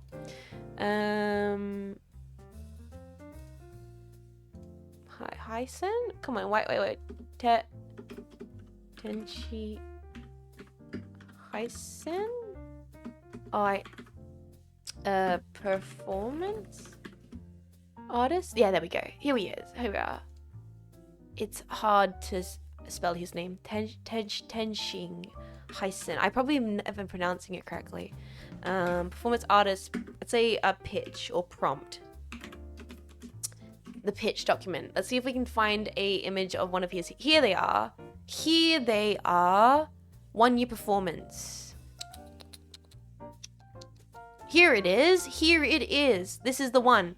This is exactly what I'm talking about. This tends to be what allows artists to give their performance pieces a bit of validity in regards to things. Here it is. So, this is the document, an explanation of procedure. So yeah, a procedure document is what a lot of performance artists will put alongside their pieces, as well as some degree of documentation, record keeping, a way of preserving it. And this is why a lot of performance artists kind of came along with the advent of accessibility to digital and film cameras at a economic level. So before this, you know, you didn't have that. But then around the 70s, you started having art students have access to video cameras so they could document performance work. And it's also the time culturally where things like happenings were going on, where artists were getting together and just kind of taking a lot of drugs. So they could document performance art, which once again gives it a kind of degree of validity. So explanation procedure for Sam Heinsohn's one-year performance. In order to avoid any suspicion of cheating on the piece, I prepared the following steps. I shall have a witness sign each of my 3 666 time cards for the total 1-year performance. He will sign a statement agreeing to not sign any additional card time. He will also sign and still seal the time clock. At any time, repair or adjustment of the time clock is needed. He will return and witness it. With a 60mm movie camera, I shall document each time I punch time on the clock by shooting 1 frame. At the completion of the performance, the witness will confirm the film is unedited. To help illustrate the time process, I shall begin the performance with my head shaved bald and allow my hair to grow back naturally. So there's like intention. You know what I mean? Does this kind of explain it a little bit? Like, because performance art is really hard to kind of... It's very hard to validate. Because it's just taking pictures in it. It's just moving your body around in it. How is cut piece a real artwork? Well, it has a pitch, it has intention, it has documentation, it has all the rest of it. Etc, etc. So I think I've gotten off of the main thing. That was kind of jumping from the idea of stealing authentically. I think we've got a little bit more unpacked about that. It makes it more like a legal thing than tee-hee, I'm gonna take a picture, mate. What did it look like at the start versus the end? I encourage you to watch the video. Here is the image of him at the start of the end. I can save it for you all. It is, once again, truly one of my favorite artworks I found. I don't know why. I'm not even a performance artist myself. It's would never be part of my practice. That's him at the start. But performance artists, this when I first watched Jean Faymas' timepiece, it just stuck with me. Sometimes you see a work of artwork and it lingers. And the thing about timepiece is it's never I think it stuck with me because I really have a bad ability with time. I've always had a bad ability with time. I don't understand it. I just fundamentally don't really get it. I've never been able to wrap my head around it. Me after today of no jet streams. And so when I watch Timepiece, it's never have I ever been able to like tangibly see how short and how long a year is. You know? How insignificant a whole year could be, but how significant it could be. If that made sense? If that makes sense? That's kind of why I really like this work of art. But anyway, I'm getting off the topic. Let's go to the next question. Thank you so much for your question. Thank you so much. Next question. Can we talk about how incredible his hair is? Yeah, it's pretty incredible hair. Yeah, a year can change you as a person, full 180, or nothing can happen at all, you know? I'm not a performance artist, as the anime cat girl performs for hours without breaking kafabe. Well, that's a great segue into the next question submitted to the Unpacking pod. Is Jets, if you were an IRL streamer instead of a VTuber, how do you think that would change the stream? Given any differences, which do you think would be more authentic? What a beautiful segue. Thank you, chat, for helping me with that segue. I think you guys can take some credit for that. Well, wait, you're not an IRL streamer? Well, first of all, obviously I am anime IRL. We all know that to be true. I definitely IRL would change things. For sure. Morning, Jets. Good morning, Marco. Welcome to the stream. How are you doing? Welcome to the pod. Does being anime allow you to be more yourself or less yourself? I think it allows me, genuinely, to be more myself. We'd have more Mia pics. You would. There would be pros and cons for both across the board. Without even getting into the semantics and the other certain aspects of it, we just take a large portion of this away for a second. We look purely on like authentic self-representation kind of stuff. I genuinely feel like VTubing. King's Bread Loaves, thank you so much for 16 months of support. Thank you so kindly. I really appreciate it. Thank you for supporting the stream. Thank you for allowing me to be the anime girl on the internet, anime IRL. VTubing does, I think, allow me to be a more extroverted, confident, goofy, playful, hyper version of myself. Like, you know when I do all my little funny voices? You know, I do my like, okay, what's going on over here and all the rest of it. It's more freedom for me, really, emotionally, bit-wise, all the rest of it. I think if I was an IRL streamer, I would probably be one of those streamers. Peter, the course is here, all the rest of it. I think I would be one of those streamers who would go like IRL camera for the just chatting section, and then I'd turn my camera off in games. I don't think I could ever be an IRL streamer, which would be like on screen all time. I would, like, being IRL is less to do with like insecure, like an lack of desire to be. Oh, it's a little bit tied to a lack of desire to be physically present online or have a physical presence online. This gets into the whole ego superhero thing though. Is yourself what you are, what you do, or what you are made into? Which segues into the next question that was actually asked. Genuinely does. It genuinely does. Choosing to wear a mask is an authentic display of one being more comfortable or desiring to wear a mask. So VTubing is great for so many things. One, like for me, VTubing, I love the technological aspect. I love the future tech aspect. I love how surreal that something like this exists.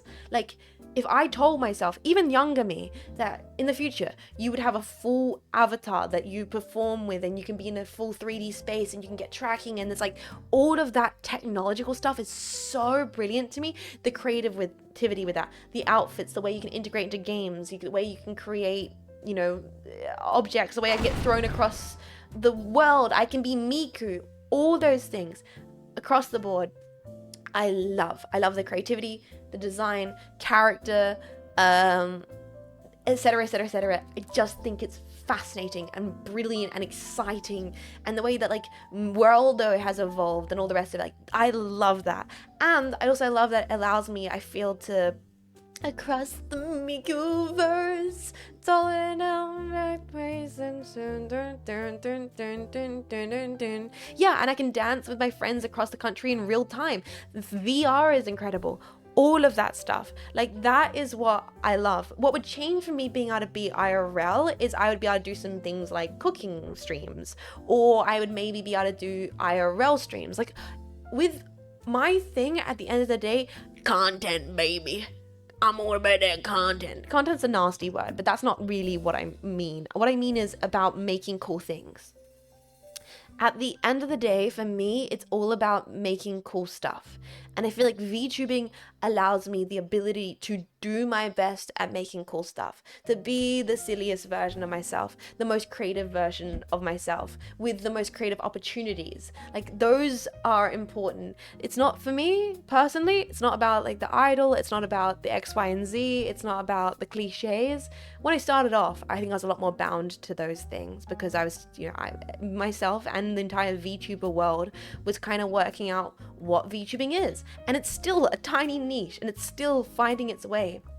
But for me, I love the creativity. I love the goofy. I love being able to like make my character hit the "we're no strangers to love." I love being able to rotate on a degree. I love being able to do that. That's great. That's what's all about, baby.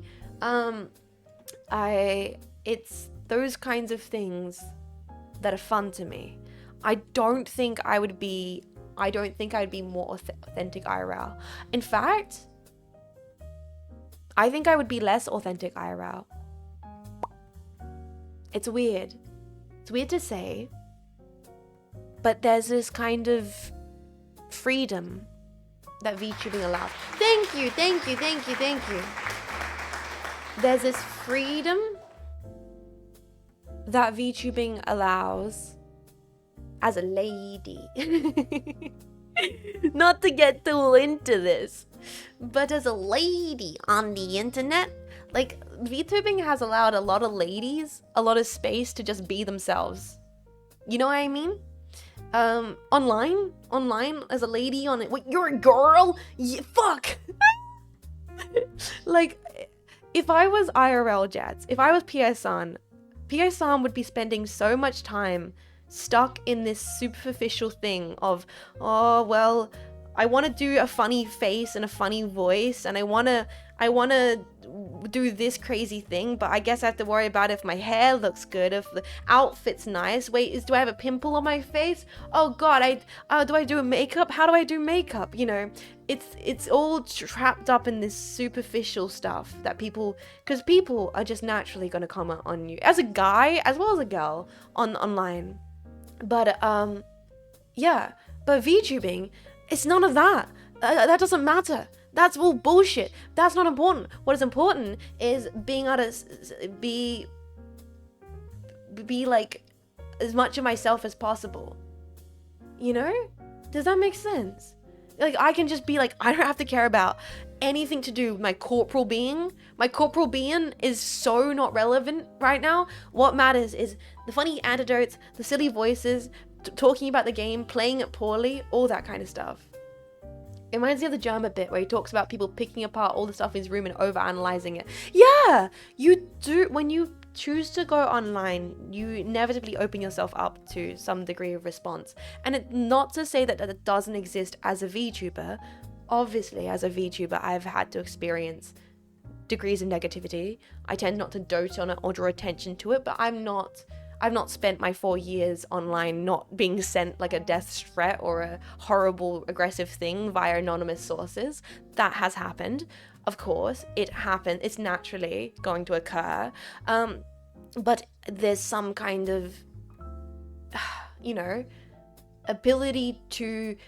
And actually, VTubing allows you ability to detach yourself a little bit from that even more. It allows you a bit more of an actual kind of shield. And I think as a lady online, that's a quite valuable thing. When you do get those real negative engagements, you can be like, fine, cool. I can still get groceries and just be Pierre and son. I'm a guy, but I don't want to be on camera to be recognized in public, so I shoot talking hand style videos. Yeah, exactly. This is not just for gals. Obviously, there's a little bit more of a different kind of negativity that can be directed towards gals online, but I also want to say that I'm not being like, I'm a lady. No, like, this is just like, that does seem to be the case, but it does also completely valid for guys not wanting to show their face. Anybody from that nature. Corporal Bean returning for duty. I've often thought about just like showing PA-san, or allowing PA-san to do some segments and stuff, because in the regards of it being like a band-aid, but once you really break that, it's the immersion gets a little skewy, you know?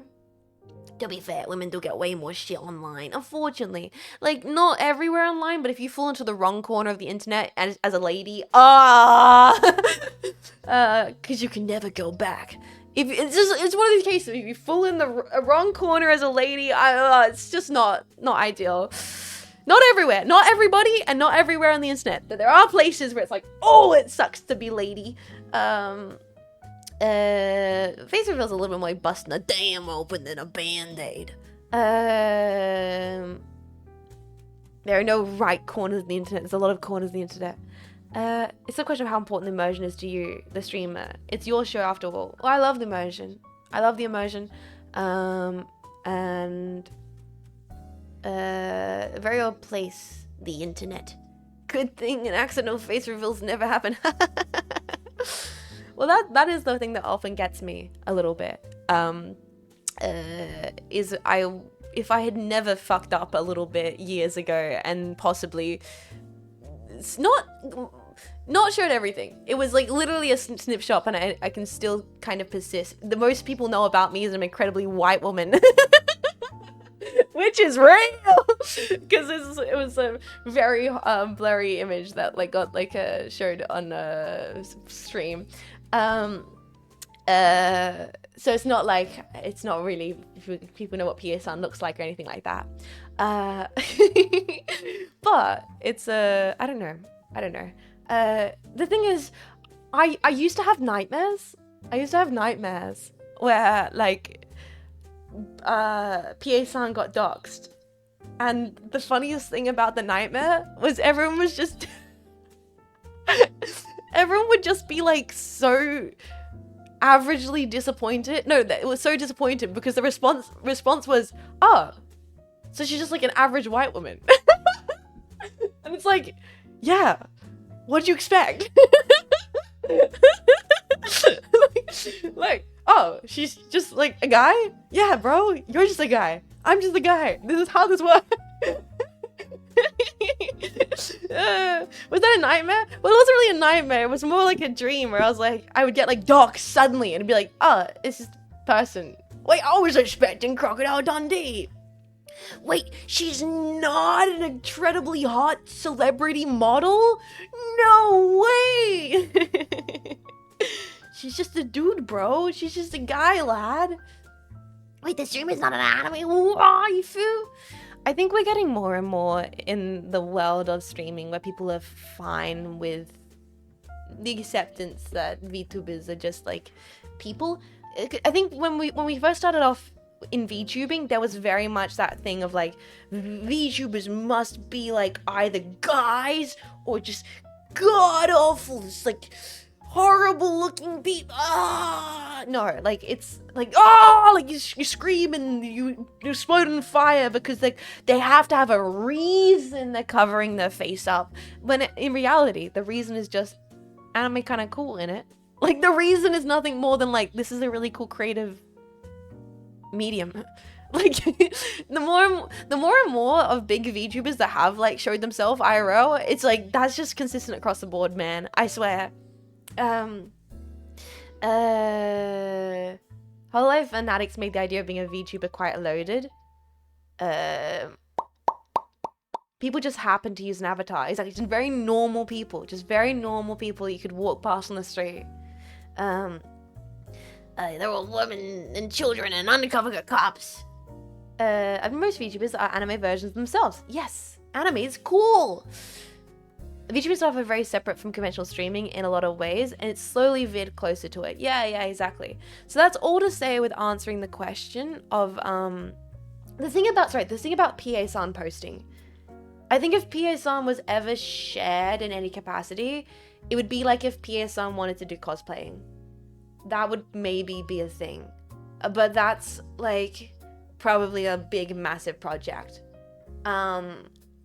That's a big massive project, and it would be like, it'd be probably to the degree where any images shared of PA-san would be like classic cosplay photos where they're edited beyond belief, where you barely even recognize the person. So it's not even like you can dox them. It's like, oh my god, that's actually Shinji. Like, you're not gonna see PA-san waltz into Woolies to get herself some Granny Smith apples and be like, yo, is that you? It'd be like the Sexy Orbs cosplay. Yeah, exactly. There's so many cosplays with full face masks, etc, etc. Would you cosplay yourself? I have cosplayed myself. I have. I love those streams. They were really, really fun. They were really exciting. I like the idea of like mixed media and frankening the worlds of VTubing together. And maybe in the future, if there was opportunity to do cooking streams again, PA-san would maybe cosplay. Ramio cosplay when, dude, that's what I'm saying. Does one not cosplay themselves every day when they get dressed? I do sometimes put an outfit and be like, this is truly me core. Like I'm dressing how I feel like I'm meant to dress at my peak, like the cartoon character version of myself. Sometimes I put on like an outfit and I'm like, this is so me. You know what I'm talking about? You're like, sometimes you put in a t-shirt and shorts just to get groceries, and other times you like put in a outfit, you're like, I'm self-maxed right now. Like Jet Squared. Like you get all the clown outfit's a clown costume. Oh god. Oh my god. Yeah, I'm like so jet scoring so hard, bros. The self-reflection is so authentic. Anyway, to answer the question about what would the IRL be compared to VTubing, I think I'm genuinely allowed to be myself a lot more being a VTuber. Like the me that's around my family, the me that goes out for lunch with VTuber friends, hangs out with people at PAX, is not as much of me as the way I can be on stream as a VTuber. Because when you're in person, you're like just thinking about all those things. Where are my hands going? What am I saying? How am I talking? I can't do a funny pee down my horses here bit. You know, like you just tamper yourself down. But with VTubing, I just can be comfortable. Like I can be so comfortable. It's like, it takes me a very long time to become this degree of comfortable that I'm allowed to be on stream with people IRL. There are people IRL that I'll never be able to be this comfortable with, if that makes sense. And the reason why that is because of VTubing. It's because all that matters in this space is being goofy. And VTubing allows me to do that.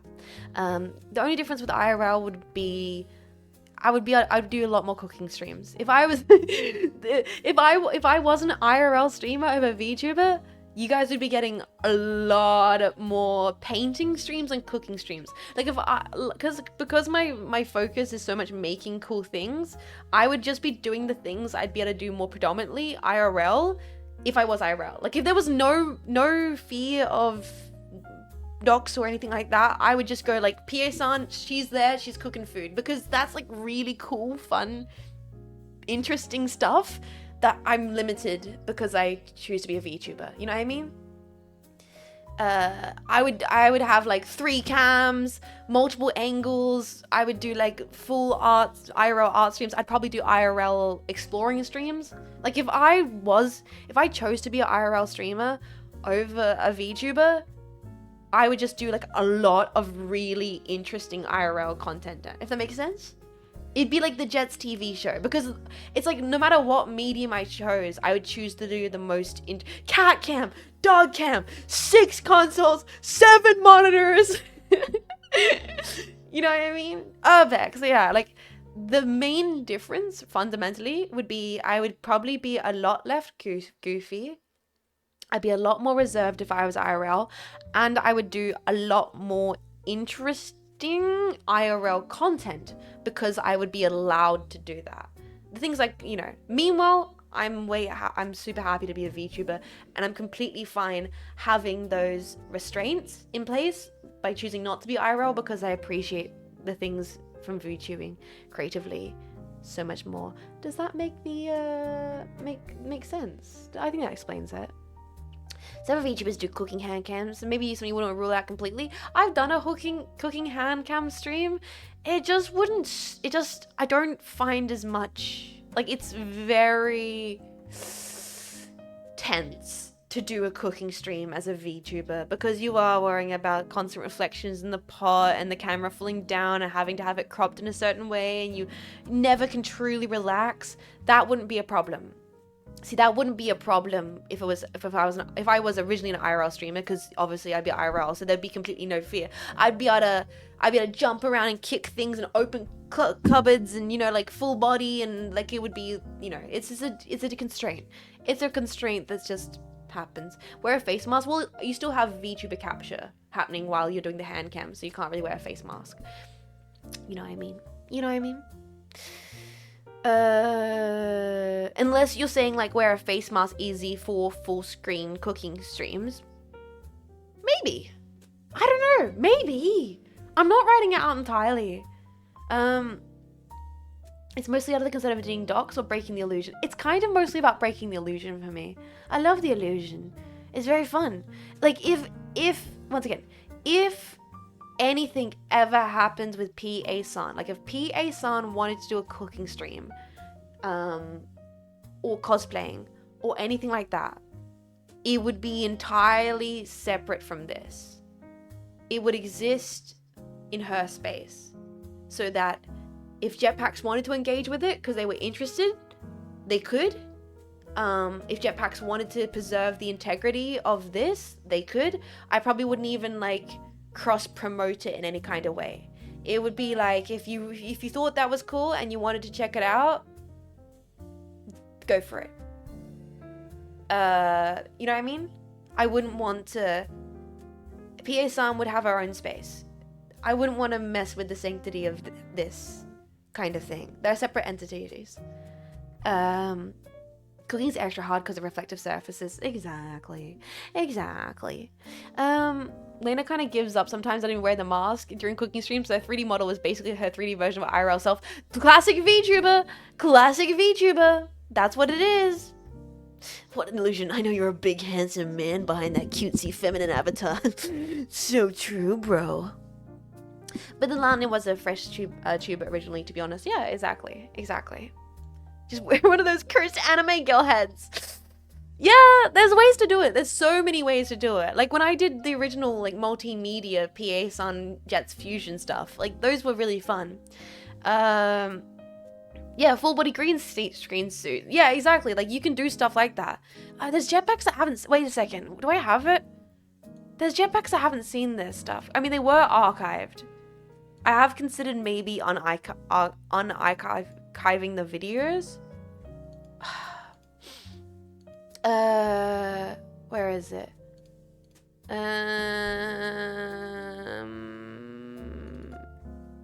Where is it? Here it is. There it is.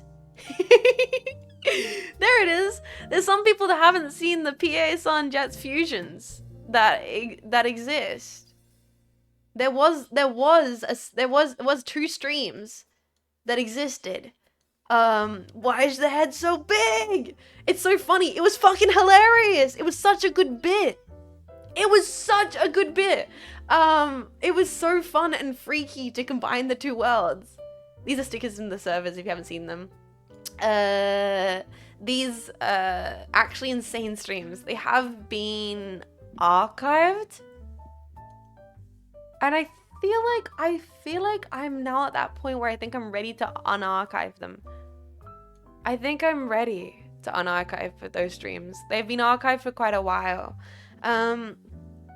She actually owns the sweater. Dudes! I own the whole drip!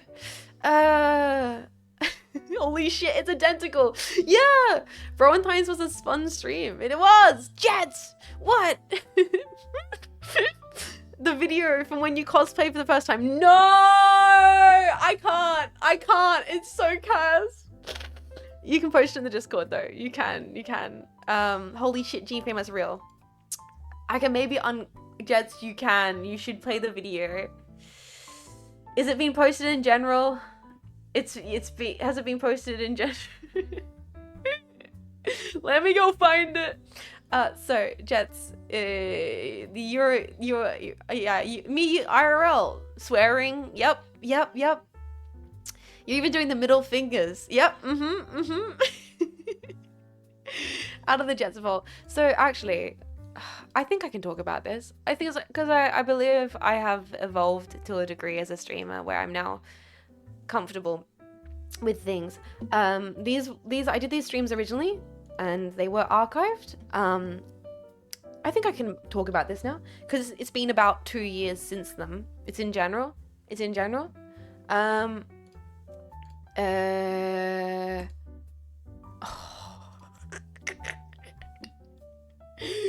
Okay, I'll show the funny video first, and then I'll talk about the unarchiving those streams.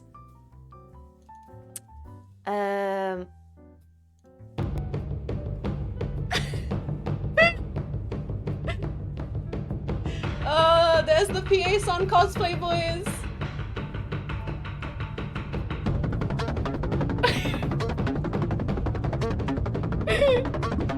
the Lord. You're on a thin ice jetpack. It goes flatter? Jesus Christ. Okay, that's it. Vacate the Discord. Jetpack! Small chances, small heart. Telephone police. It's human plus. Fuck you. Fuck you. Just a normal day.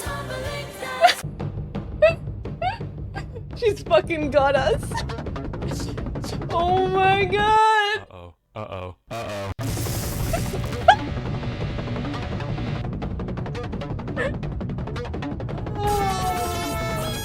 Oh my god.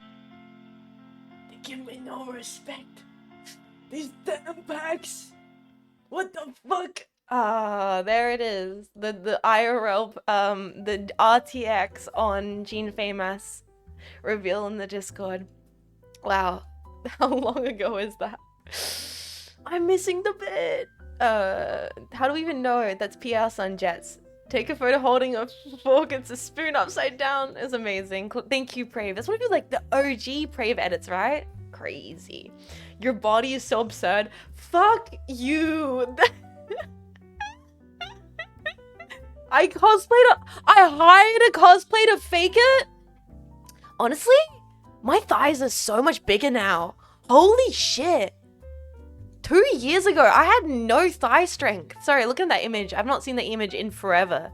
Like, I do a lot more squats. I don't know if I could even fit into that skirt anymore. Proof, fuck you. I'm a visual learner. Shut up.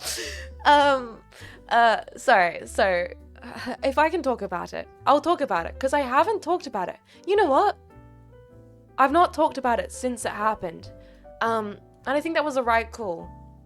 So for those that don't know, I did those 2 IRL streams 2 years ago now, trying to explore the idea of like mixed media in VTubing space, exploring ideas of like what's possible with more IRL opportunities. Because yeah, like I did want to build up to maybe doing cooking streams and some cosplay stuff and finding this healthy middle ground between being able to do IRL kind of content, but it being immersive, it being respectful to the lore, it being respectful to, you know, the world building, all the rest of it, that kind of stuff. That was like my intention. I really wanted to explore this creative space between it. That was like 2 years ago now in VTubing. First of all, I think there were certain people online that weren't comfortable with that didn't like that idea, that disagreed with that disagreed with it affecting the sanctity of VTubing. Some reason weren't chill with the idea that like, that's cool, buddy, you just go do what you need to do, you don't have to engage with it, that's all fine. And less of like that and more took that as me, you know, affecting, you know, messing with something like that. That was 2 years ago. And on top of certain people being quite upset with me exploring this kind of thing, for those that don't know, and we've kind of talked about it already on the stream, on the second ever video, there was a camera mix-up. And for a brief second, a small segment of PA-san was shown, completely one fucking horrible angle. I got German. Horrible angle, like like out of all the angles, fucked up, like so cruel. Like, come on, if I'm going to have a docs moment, I should look 10 out of 10 sexy at my peak. I want to be docs looking like I'm a front cover of Vogue, you know? No, of course not. Mind wipe doesn't work if you keep reminding us. This is the first time I have talked about it since it happened. This is not a keep reminder. This is me feeling comfortable for the first time in 2 years to talk about this happening. Because I've done the thing where I've not talked about it because it's the best thing to do. Barbara Streisand Barbara Streisand effect.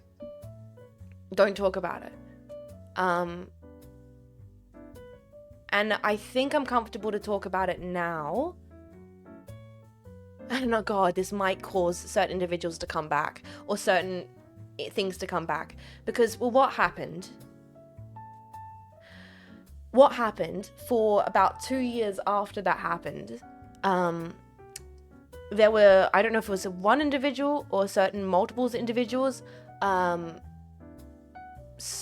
emails, anonymous submission forums like Marshmallow and Tumblr, etc., were used constantly to berate me negatively, aggressively, with edited images of myself sent directly to me, with really horrible things said in relation to me doing IRL fusion content. And it's fine. It's stopped now. If it comes back, they can do it. I find it fucking hilarious. It completely doesn't affect me in any kind of way, in the regards of like, it's been so long, I'm just kind of tired of it. But that was the reason why I ended up archiving those initially, because I was like, I just don't have the energy for this. This is so annoying. If anything, it's irritating. Can I just get back to making the funny streams? Very lame, very just like, oh, I'll just archive it and move on. And that's what I've done, actually. That's exactly what I have done. I archived it, moved on, and I just really kind of just kept streaming since, without paying it much mind. And I think that's why I'm pretty chill to talk about it now, because it really pays me no effect, because it's so just like, okay, cool, right? Some person or peoples really couldn't let it go long after I had very much let it go. Like, the whole thing's quite funny to me now at this point. I'm just like, yeah, I'm glad you feel comfortable. Yeah, like, it's been 2 fucking years. It would be crazy if I wasn't comfortable. In fact, it's kind of crazy to me that those individuals kept going for so long. I was like, all right, you're gonna move on now, right? You're gonna move on from this, right? Because it's kind of looking pretty, oh, this is getting, ooh, like, I'm worried about you. Brother, new bit, please. Like, ooh. Like, ooh. Like, come on. Find a new thing to be change the fucking record. Rent-free will stay rent-free. And I just hope those people find happiness, creativity, and some kind of comfort in whatever they're doing. Because I was actually bullied in high school. You know what I mean? That shit ain't nothing to me, man. That's the thing. You know, like, that shit ain't nothing to me. I don't care. I hope that they just find some comfort. It just kind of sucked that someone or whoever felt the need to do that. And I think nowadays I'm very comfortable with it. I really don't give a shit. I really don't give a shit that it happened. If anything, I like it happening made me a stronger person. It made me more comfortable and confident. And in the question regards to like, yeah, does VTubing make you more authentically yourself? Like, I could have pivoted at that moment and been like, shown everything or whatever, or freaked out. And I just didn't. I just kind of went like, okay, that happened. Literally, the day it happened, I deleted the VOD and then went live and played like Dark Souls for like 8 hours. You fuck up. Fuck-ups happens.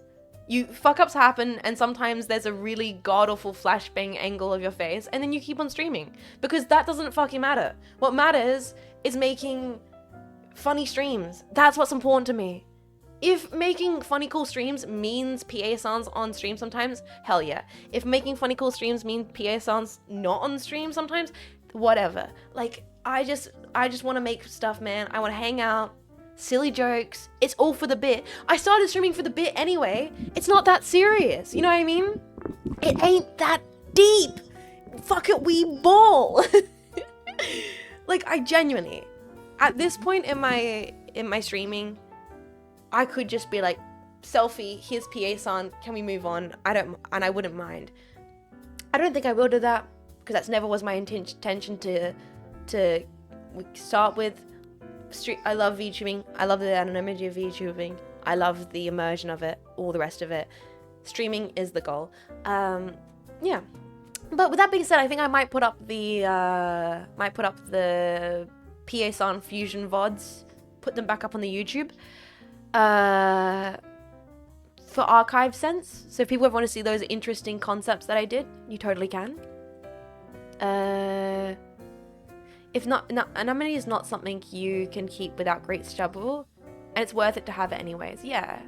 People are just freaking disgusting, in my opinion. Apparently someone's an air tag to flick. Yes, people will find ways to be, I think that was Camilla, actually, but it might have also happened to Philan. I hope it didn't happen to her. I wish it shouldn't happen to either of them, frankly. But I just keep on keeping on.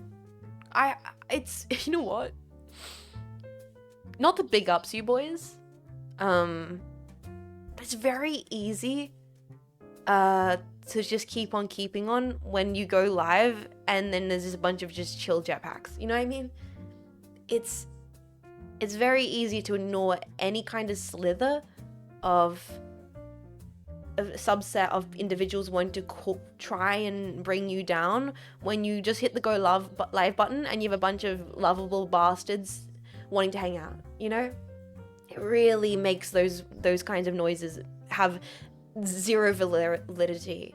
Like they have like no power at all when you have a space which is so vibey. So thank you for that. Thank you very, very much for that. And yeah, it's one of those things.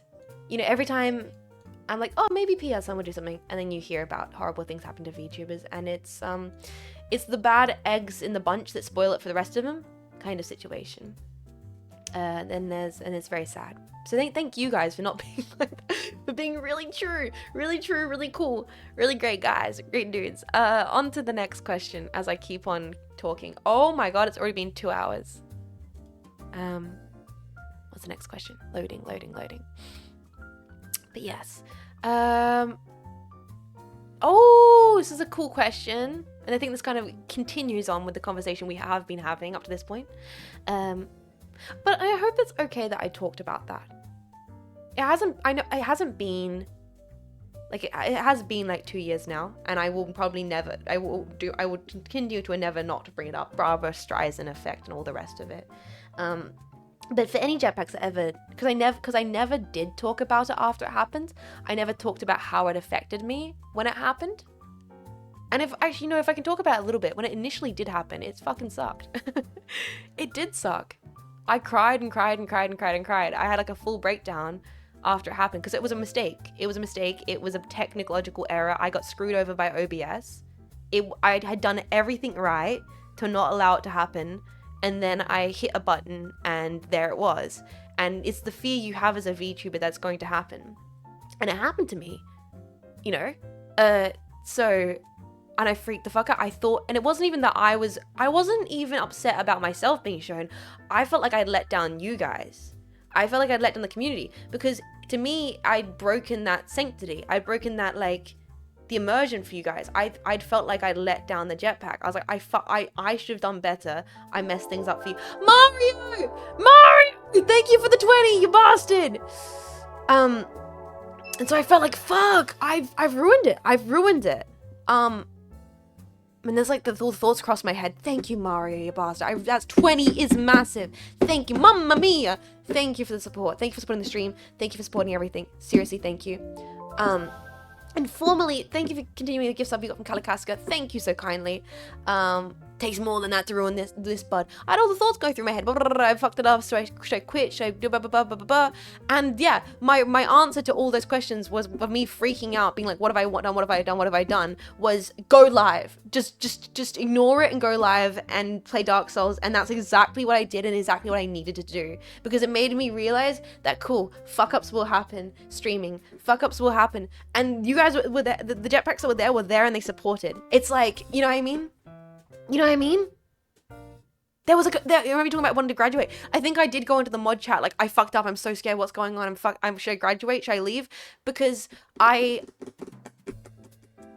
first, when things like that happened, Like I'm a soft boy. I'm a soft bastard. You know, I do get in my head and I do get emotional. And I really, when I first started streaming, I was worried that I wouldn't become hardened. I'm a little bit of a glass half full individual. I really always expect the best in people. Even if there's people literally sending me horrible things on my emails, I feel so bad for them. I hope they find something lovely in their lives. This sucks that this is happening, that they're in a position where they feel the need to send that. I'm just like, you know what I mean? Templar, thank you for the 5, you bastard. Thank you. So in that moment when something bad happened and it was really affecting me, I was like, maybe I'm not cut out for this. I'm so fortunate now that I kept doing it, and that 2 years down the line, I realized, okay, I can compartmentalize these things, and I'm literally so chill, and it doesn't like anything that's said in that regard. I'm so good at just not engaging with it. Like, you know what I mean? My souls! Thank you, FromSoft. She's never getting rid of us. I'm glad we're here now. Yeah, like, it's like I literally had to fuck up so bad, do one of the worst things a VTuber could do to learn just how much I can get to that like low point and still keep streaming. You know what I mean? Like, nothing gonna bring me down, nothing gonna roll me down. I got to keep on streaming. Like, it's built me character. Like, genuinely. Like, I haven't talked about it. Once again, Barbara Streisand effect. But seriously, as a streamer, as a VTuber, I can actually unironically say, yeah, did fuck up, dox myself, was fucking terrifying, but I kept streaming. I did the one thing VTubers don't want to have happen, and I went, ooh, that sucks. And then I had people I had people send me shit aggressively about it for years, and I went, well, that sucks. And then I kept streaming. You're like, oh, Kalakaska, thank you for the 5. What the fuck? Doxing yourself in order to build character is wild. Wasn't intentional. If I could have not done it, would have not done it. But I can say, you can do it. This is the one thing we didn't want to happen. Me. You know, it's like, that's why she's the GOAT. Fuck it, we totally will. You're my comfort stream at this point. It's because I think it's because of how you're chill and yourself and you just keep doing you. I don't know how to do anything else. Oh god. Okay, into the next question, which is, this is why this authenticity topic is so great. It's the realizing that at some point you don't know how to do anything else. Then the failure to fail. I keep falling on my face upwards. Do you know who you are is the next question, which I think is a great segue to this topic and continues on from the whole thing. My personal experience, I've noticed my identity is shaped by like 3 major components. There's the functioning member of society who operates in the real world. There's a little goblin who's online and more unhinged, and it's exclusive to the internet. And there's a third one whom I struggle to give a proper name, but it's kind of confined to the depths of my psyche. I call this concept, let's call this a kind of a concept of who I am. It's formed by my upbringing, my education, my personal experience. I believe it's pretty easy to map this onto kind of Freud's theory of like the id, the superego, and the ego. Have you ever found yourself questioning whether you are the person you think you are, the person you should be, or who you actually end up being? Which of those is true? Which is the authentic self? Or perhaps is it a combination of all 3 of these? Such a great thing to unpack. So this is literally the reason why this is the episode's topic. This is something I've been wrangling with forever, and I'm still wrangling with, and I'm still considering. And I think I'm coming to that point more and more and more within the regards of like being okay with it being a bit messy. And it not. That's a great question. Whoever asked that's nice and smart and handsome. Yeah, they must be. I think everyone copes with this question their entire lives. We absolutely love the jank. I've been telling you that for years. It's kind of that thing in which it's actually quite a beautiful thing to be made to be a sum of your parts.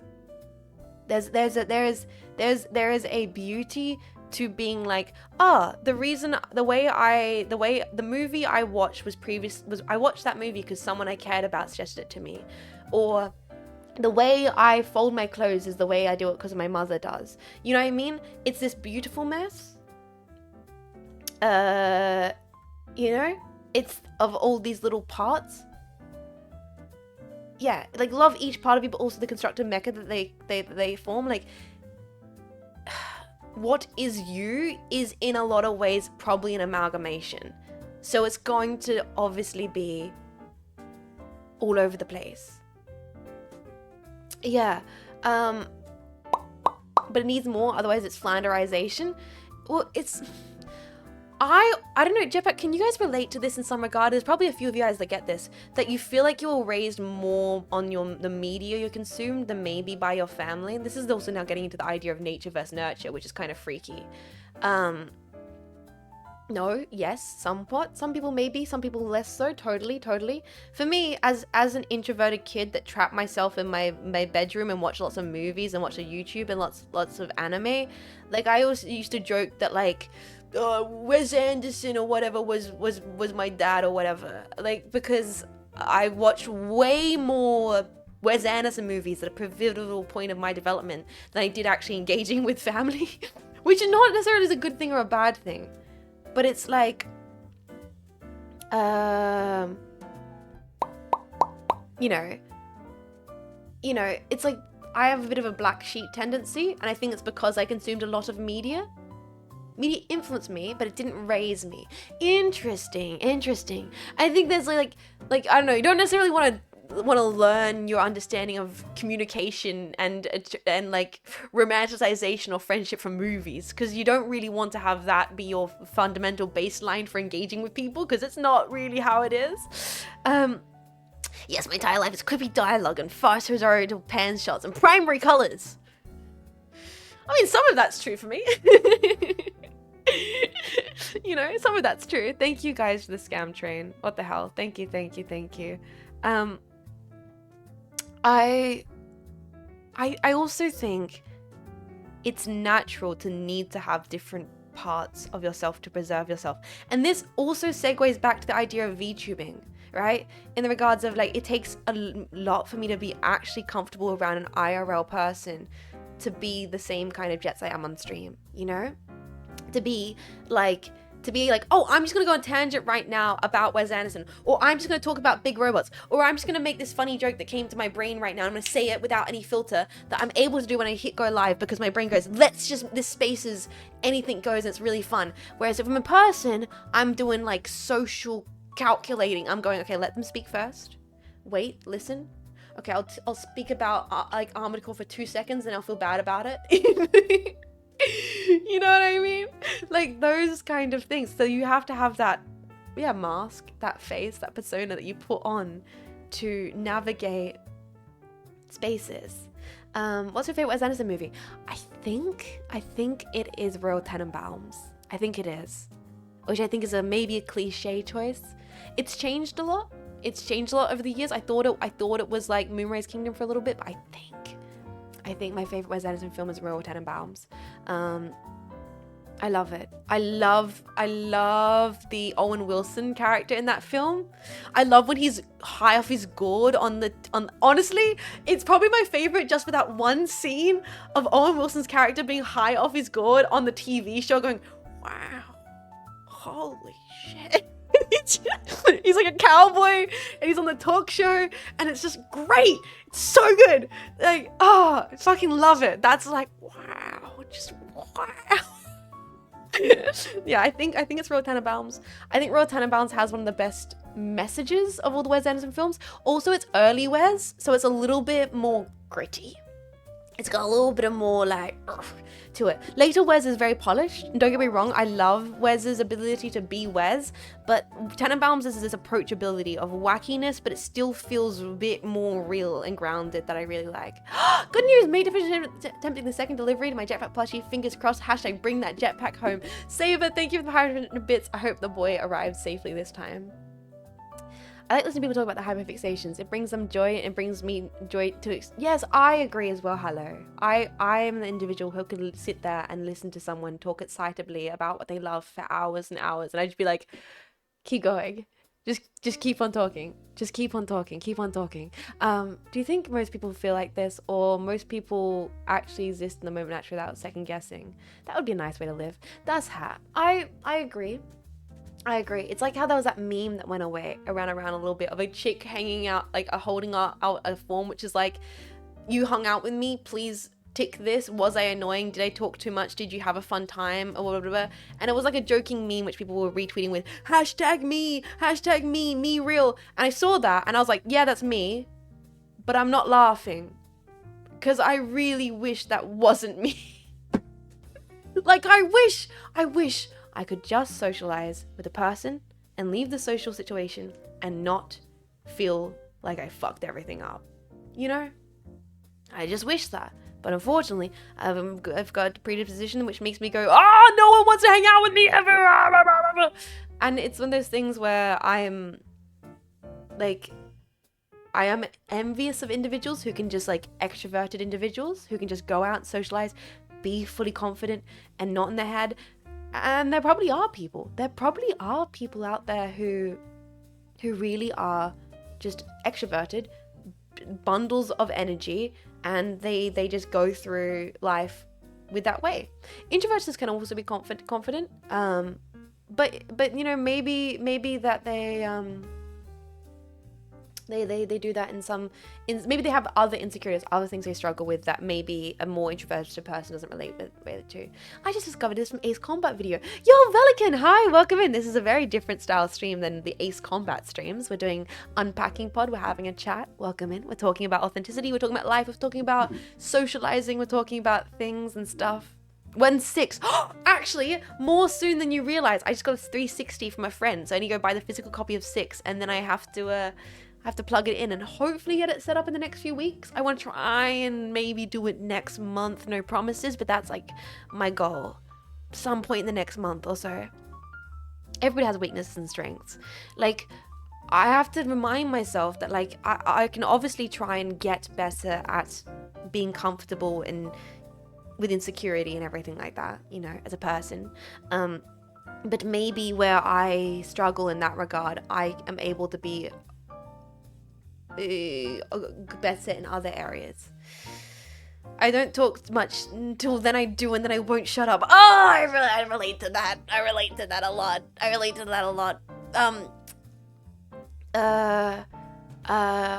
But yeah, to kind of continue this question you had, this comment you had, Santi, of the 3 different forms, I think that's very natural.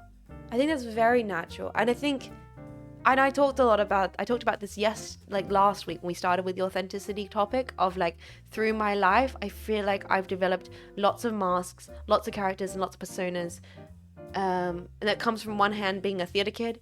And second hand, I think it's a natural self-preservation thing. If I'm sure some jetpacks can relate to experiences of childhood, and similar to me, of constantly moving around, constantly being in new environments, new schools, new houses, with new people, new places, and you just naturally develop techniques for self-preservation to just get around and get by. And at the moment, I think I'm at this point where, you know, there's that second guessing of which one ends up actually being you, because you have to adapt. Humans are very adaptive. Humans are super adaptive by nature. You've had to adapt so much.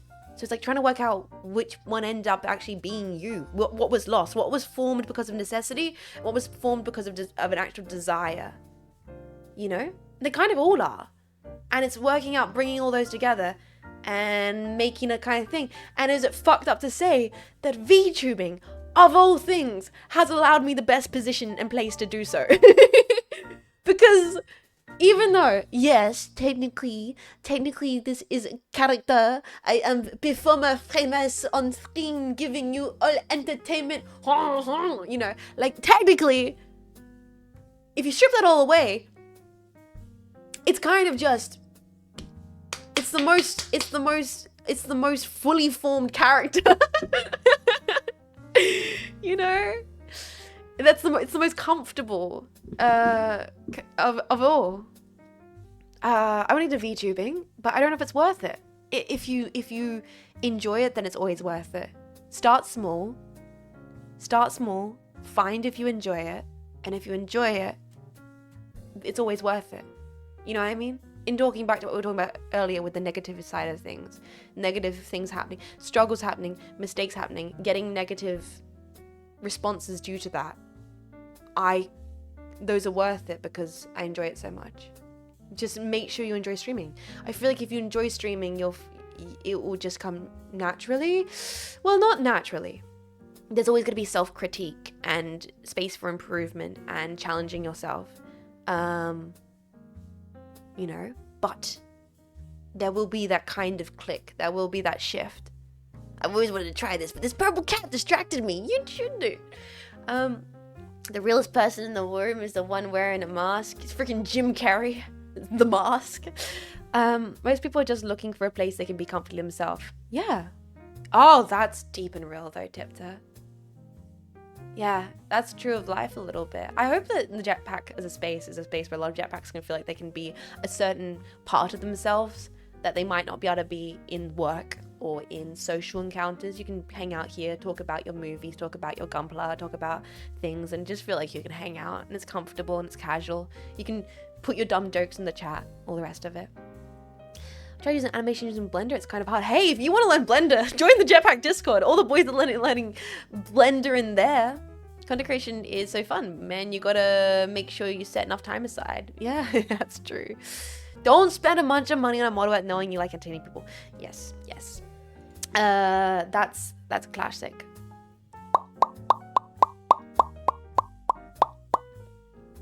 Hello, my friend. We've been waiting for you a long time. We have reasons to believe that your soul is just like ours. Did you ever get the feeling you were a little different? Well, here in our webpage, you finally found a home. That is some Cynapse corporate speak if I've ever heard it. Learn Blender, make a smoothie. I want to get matcha. I was going to make a matcha smoothie. Sorry, that's a complete sidetrack, but I really do. But I hope that kind of came into a little bit of the discussion of what you're thinking, Sante. I think I have an urge to want everything to be right and perfect and fixed and in control. When you go through life with a lot of things being modular around you and a lot of things being really uncertain, and you've always lived in a state of uncertainty, you tend to overcorrect in other regards. Your alti is perfect and adapts very well to social interactions, Jets. I love Severance so much. Severance is such a good analogy for VTubing. I would love the concept of a severed VTuber. Like you go live on OVS and you're just the VTuber, and then you sever and then back into reality you're not. Like, that's such a great concept, because it's like, it kind of is. There is a severed thing that happens when you're a streamer. If you're really a streamer and you're like, for me, as a VTuber, definitely, there is a severed experience, I will say. Jetpack, like, if there's ever been days where I'm like, this is so much going on, everything's falling apart, I don't feel right, I don't know if I can do this, and I hit live and it's just, none of that fucking matters. That doesn't matter. None of that's important. What's important right now is making some silly jokes, hanging out and playing video games. You know? It's literally that the opening of the elevator in Severance sometimes clicks the second you go live. Is that healthy? I don't know. But it's an excuse for me to bring out this artwork I made. Which I love. Jets, the show literally explains that that's a bad idea. Yeah, but it's compartmentalizing plus. Can't help but think of the Star Control conversation. They wear masks for their entire lives, and then there are thousands of different masks for moods, festival ceremonies, etc. Because they think the face, which expresses primal emotions, is the ultimate source of hostility, war, and violence. Interesting. Very appropriate. Yeah, I love this artwork. This is after I watched season 1 of Severance. And now I've seen season 2 of Severance. Oh. Reads in 1984. Why didn't I think of this? Dude, the art's so good. Yeah, I gotta have an excuse to bring it out. It's what it be like. A little bit. It's like that one bit from German, the Dollhouse stream, where he's crying and unshowered, and then he gets onto stream and just changes completely. Yes! this is possibly currently, this conversation we're having is possibly currently challenging the idea of streaming being the most authentic version of yourself by being like, oh, you're turning on a character, or oh, you're turning on OBS and it snaps, it activates, but it does happen. And just because that does happen, I think it doesn't devalue it still being incredibly still authentic. It's the code switch that's, you know, just part of it. The Dollhouse 100% counts as performance art. It does. It completely does. It's not even an extreme version. It's just like the floodgates open. It's just a fully comfortable version. Yeah, you know, I think I did post this on the Twixter. I think I did. It is and it isn't at the same time. It's like adding your game face. Yeah, it's like locking the fuck in. Imagine getting severed and they think it's the real you. God damn, the concept for for Cynapse being severed, but with VTubers and pilots and all the rest of it. Oh, God, Severance concept's so good. Pity that they didn't explore it properly in the season 2. I mean, what? Let's go to the next question. Oh!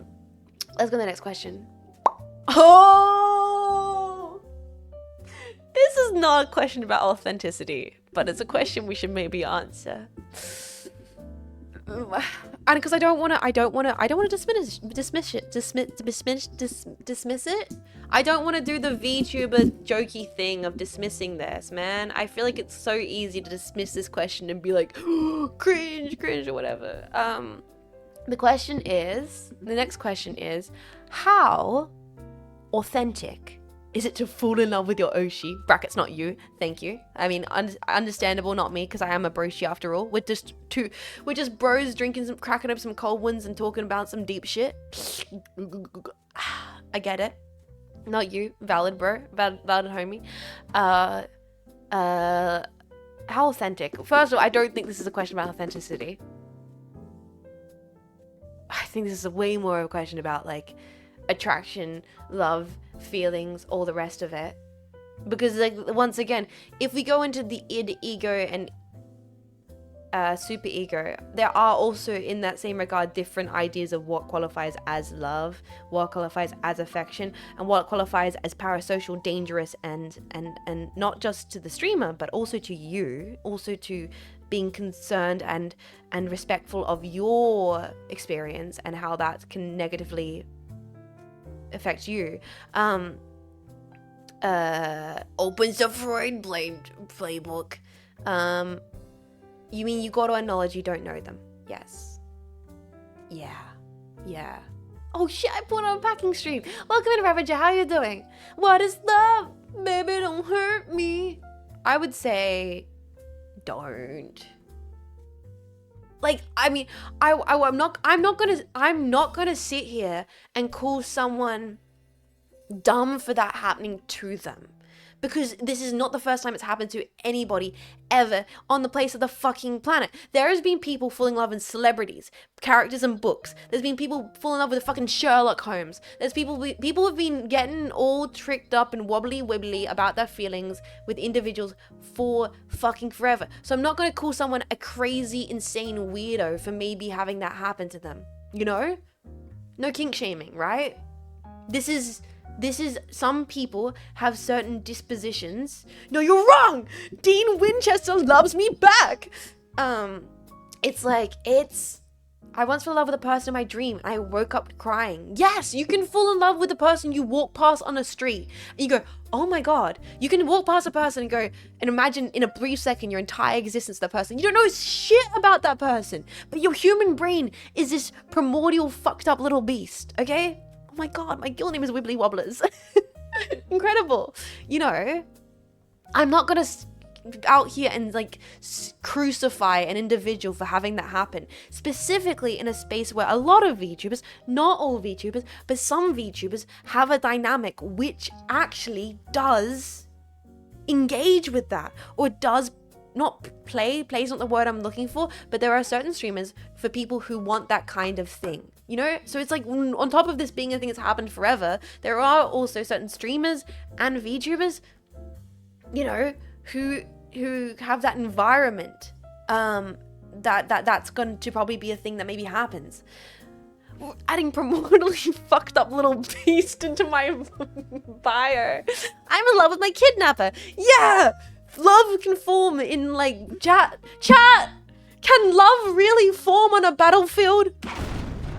All I gotta say, like if I'm sitting as Jetpack, as my boys, as my bros, you're coming to me, Jean Faymas, and you're going, Jets, oh, fucked up. I fell in love with my Oshi. I'd be like, come here, chief. Get in. We're gonna work through this. Bro. Don't do it. You know, dude. What, homie? Like you can appreciate her, but don't be doing. You know what you do, bro? Bro. Come in. You learn from this, okay, boy? You take what you see in her, cause here's the thing, are you really fall in love with her, or you're falling in love with the concept of her, right? But that's okay. You can fall in love with the concept, but take that and learn and like value that, and then like look for that in other people. You deserve better than this, bro. There are plenty of fish in the sea, bro. You know, just like take that. What do you like about it? Don't just be superficial, right? Hold that value. Sometimes you Oshi and a VTuber is another Jetpack kisser pack. Like, you know, like learn what you appreciate about those individuals, and then go out there and make friends, man. And like be like, oh, yo, you realize, because then you realize, bro, you don't actually love that streamer. You love like, or that individual, or that celebrity, or whatever have you. You love what, you think that you could find in another person. Yeah. There's plenty of fish in the stream, but I can't swim. No, just no offense, but bro only formed 2-word sentences. Fuck! I don't know. VTuber is the new manic pixie dream girl, and people can and will develop emotions towards them. It's only how you manifest it in the end. Motherfuckers need to watch Eternal Sunshine of a Spotless Mind. I swear to God. And don't take that shit at face value. I'm saying, don't just go, oh my God, but Clementine is little. No! Don't! Sit down, watch Eternal Sunshine, actually take that shit in. Don't just go, oh, it's so romantic and Clementine's... No! Clementine, throughout the entire film, is yelling at the main guy that she is not his problem solver. She is just a fucked up girl. She's not perfect. She's flawed. He's flawed. It's not gonna work out. Watch the movie and then get back to me. They made the concept of Manic Pixie Dream Girl, and they killed it. So Silent Hill 2, yeah, honestly. I can fix her, Jets. No, you can't. She can't fix you. You can't fix her. You can't fix each other. That's fine, chat. It's fine. In the movie, the conclusion is it's actually okay and maybe they should just enjoy it while it lasts. It's actually quite a positive, if not level-headed, mediated approach to the concept of these two characters and cliches. But it's anything but cliche, okay? It's a ride. I can break her further. Oh my God, chat. All I'm saying is, in my restless dreams, I still see that chat, Twitch chat. I let her ruin me. I'm not like your weaklings. Wait, what was that one fucking video I bookmarked on Twitter? Because it was so fucking funny. The energy of it was immaculate. Wait a second, do I still have it? I feel like you boys will appreciate this video. I bookmarked it ages because I wasn't expecting it, and then it made me just laugh. I was like, what is this? And I clicked into it and I was like, okay. Okay, that's kind of great. Let me, I found it, boys. Bro did such a good job with this. Bro did such a good job with... I was not expecting... I was like, what is this? Click play, and then I kind of just couldn't stop laughing. Hey, you guys, it's your boy Diki, and today I'm gonna be showing you guys how it feels to lose the weird girl with a good personality.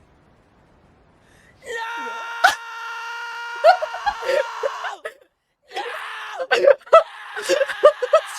was just not expecting it.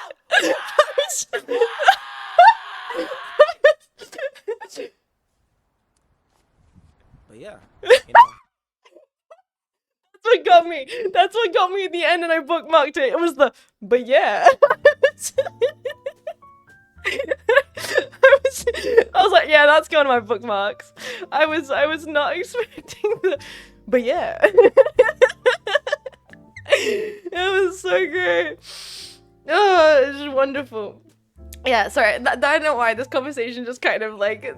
Also, anyone seen this image of Kojima? Okay, this is not going to turn into let's look at Jets's freaking saved images. I'm sorry, because we do have to finish this conversation because it is very interesting and we've already got maybe like a half an hour before I should end the pod.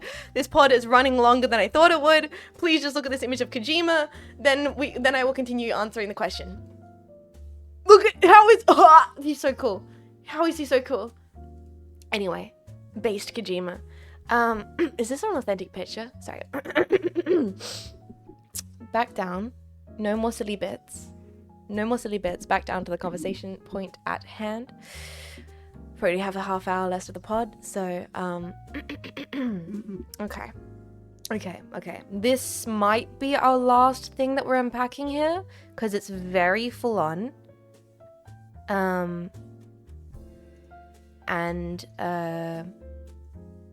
And it kind of relates to authenticity. We've been a little bit teetering.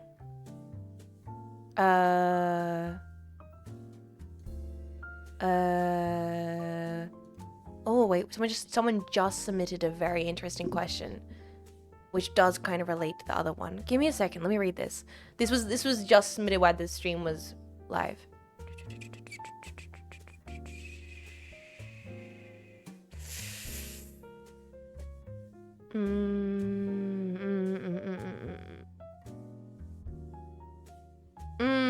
Okay.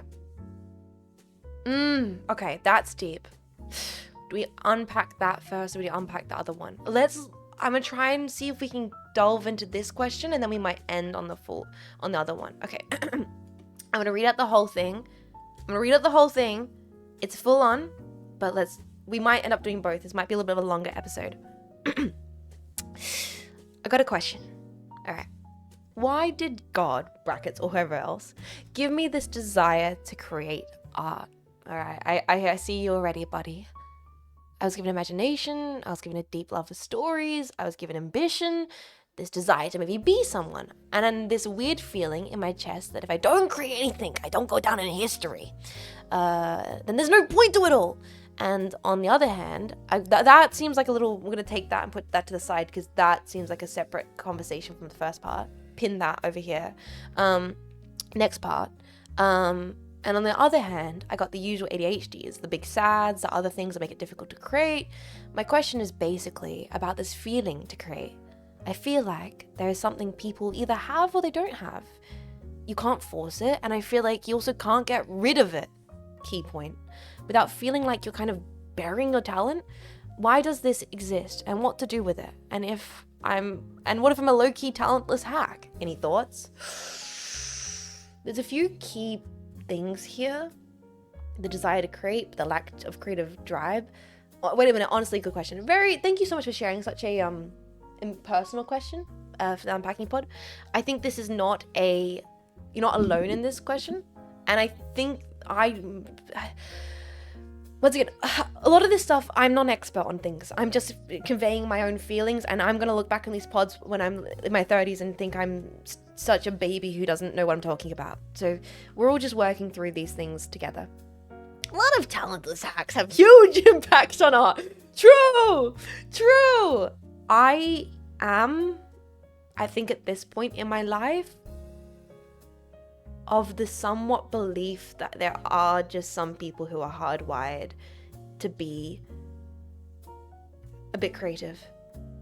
And I think, unfortunately, and I say unfortunately because it's an ongoing thing I have to encounter in my day-to-day, I'm one of those people. It is, if you are this way, it is truly a compulsion, and it's fucked up. It is a compulsion, and it's like a mania. It's like, and it kind of sucks. I'm very fortunate to have a way to be able to a space to put this energy, which is stream. I think this is a falsehood to think you can't force it, either the motivation or the talent. You absolutely can overcome your lack of either. Yes. Once again, it's a falsehood to say you can't force it. Absolutely. I think you can learn that compulsion, you can lose it, you can catch it, you can push it away. Just because you have it doesn't mean you can lose it. Just because you don't have it doesn't mean you can't get it. That's also, I want to make that very clear. If you want to, of course. Like, if you have this creative compulsion and you're like, oh, I don't have the energy for that. I just want to go work in the stock market and look at numbers all day. You totally can do that. And likewise, if you're like looking at numbers all day and go, I hate looking at numbers all day, I wish I could paint a picture, you can totally do that too, you know? Like, you can choose to go either way if you want to. Nobody starts out like that. You literally have to force it at some point. See, I feel like I'm difficult for me to talk about this. There's a meta-analysis based on 50 years of twin studies that prove that all human traits are heritable to at least some degree. Heritable, meaning that like you can choose to get them, or you're kind of given them at birth. Because I feel like I'm a really bad case scenario. Genetic? Yeah. Born with, inherited. Yeah. That's why I feel like I'm a bad case scenario. Because I feel like I've always been like this. The choice to want to make art was not a learned ability for me, and in fact has been an ongoing thing where I'm like, how do I make this work? You know what I mean? It's dismissive. I don't think it's in its entirety. I don't think you can't choose to get it if you want it, or choose to lose it if you're not interested in it. I think all those things can stand. It's hard for me to talk about it because my compulsion is incredibly irrational, and it's like, I was like, I don't know what to do. I guess I go art school. I hope this pays the bills. I don't know what to do. I guess I be funny anime. I hope I can pay my electricity bills, and I'm so lucky to be able to do that. I also wanted to make art. It's hard, so I abandoned it. That's the thing, is the abandoning part. I think some people are born with a certain degree of affinity towards a certain thing. Yeah. Mania can also apply to other hobbies and interests. Yes, not just art. Not just art. It can be anything. You can be compulsive and manic about any kind of thing that you enjoy, and you can learn that, and you can lose that in all regards. I think I relate to the person who submitted this question in the feelings that they have of the ADHDs and the big sads and this desire to create. I would say listen to it. I would say don't beat yourself up about it. I would say, yes, I completely understand where it can be infuriating. Like, you know, all things can be a blessing as well as like, oh, fuck. Like, I wish I got the good at maths autism. Is that wrong for me to say? Do I? Maybe. I mean, sometimes. Some days I wish I got the, maybe, I don't know. Some days, you know, some days I'm like, why the fuck do I care about putting this bouquet of flowers here? This is a waste of money. The flowers are going to die, but I need to, because I see the bouquet of flowers and my brain goes, oh, pretty. And if I put it there in that corner of the room, in that specific light, and the light comes up, and I have my coffee, and I sit there for a moment, and the framing, and I put my hand up like this, and the framing is just so perfect. And I go, why am I doing that? Why am I getting my hands out and framing it in my mind? Why am I creating an artistic scene in my head? It's this compulsion. It's this weird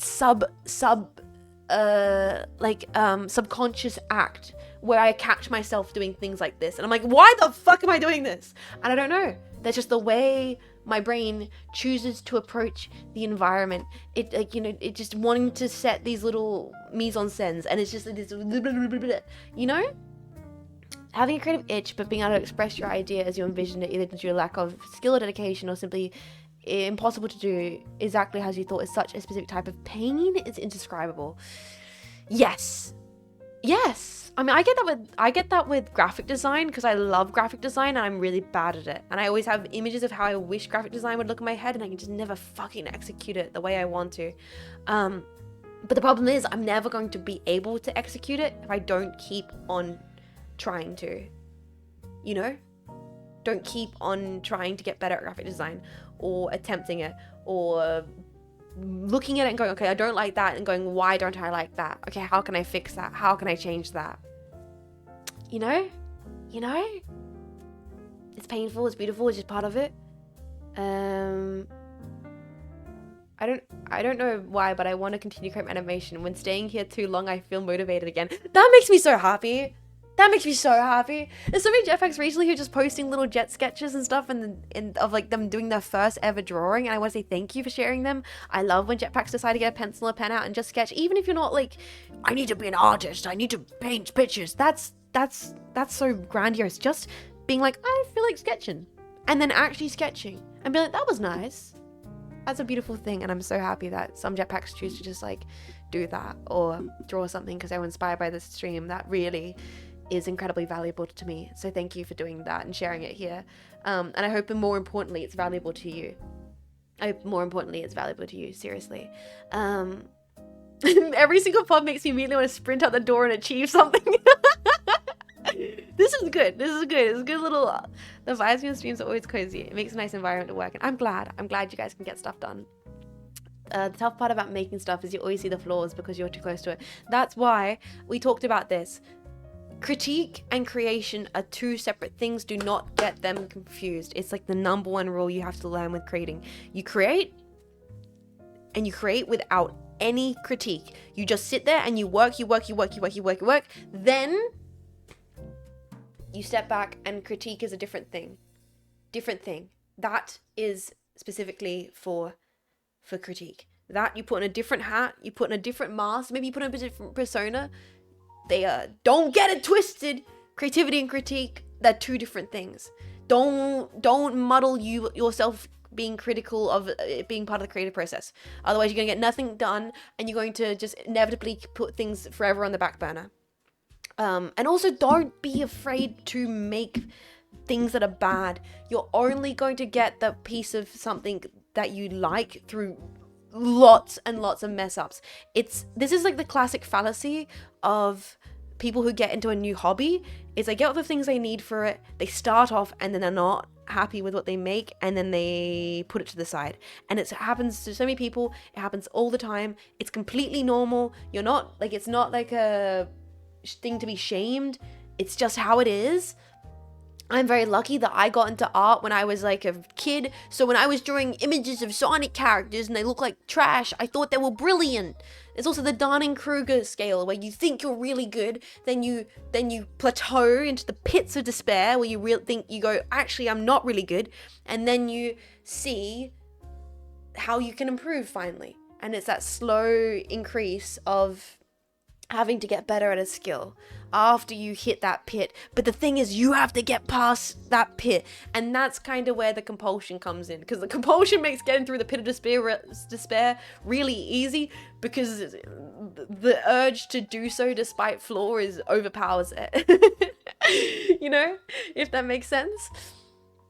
Yeah, you gotta get out all the bad out of you until you run out of the bad art. Yeah, exactly. Sup, welcome to TK.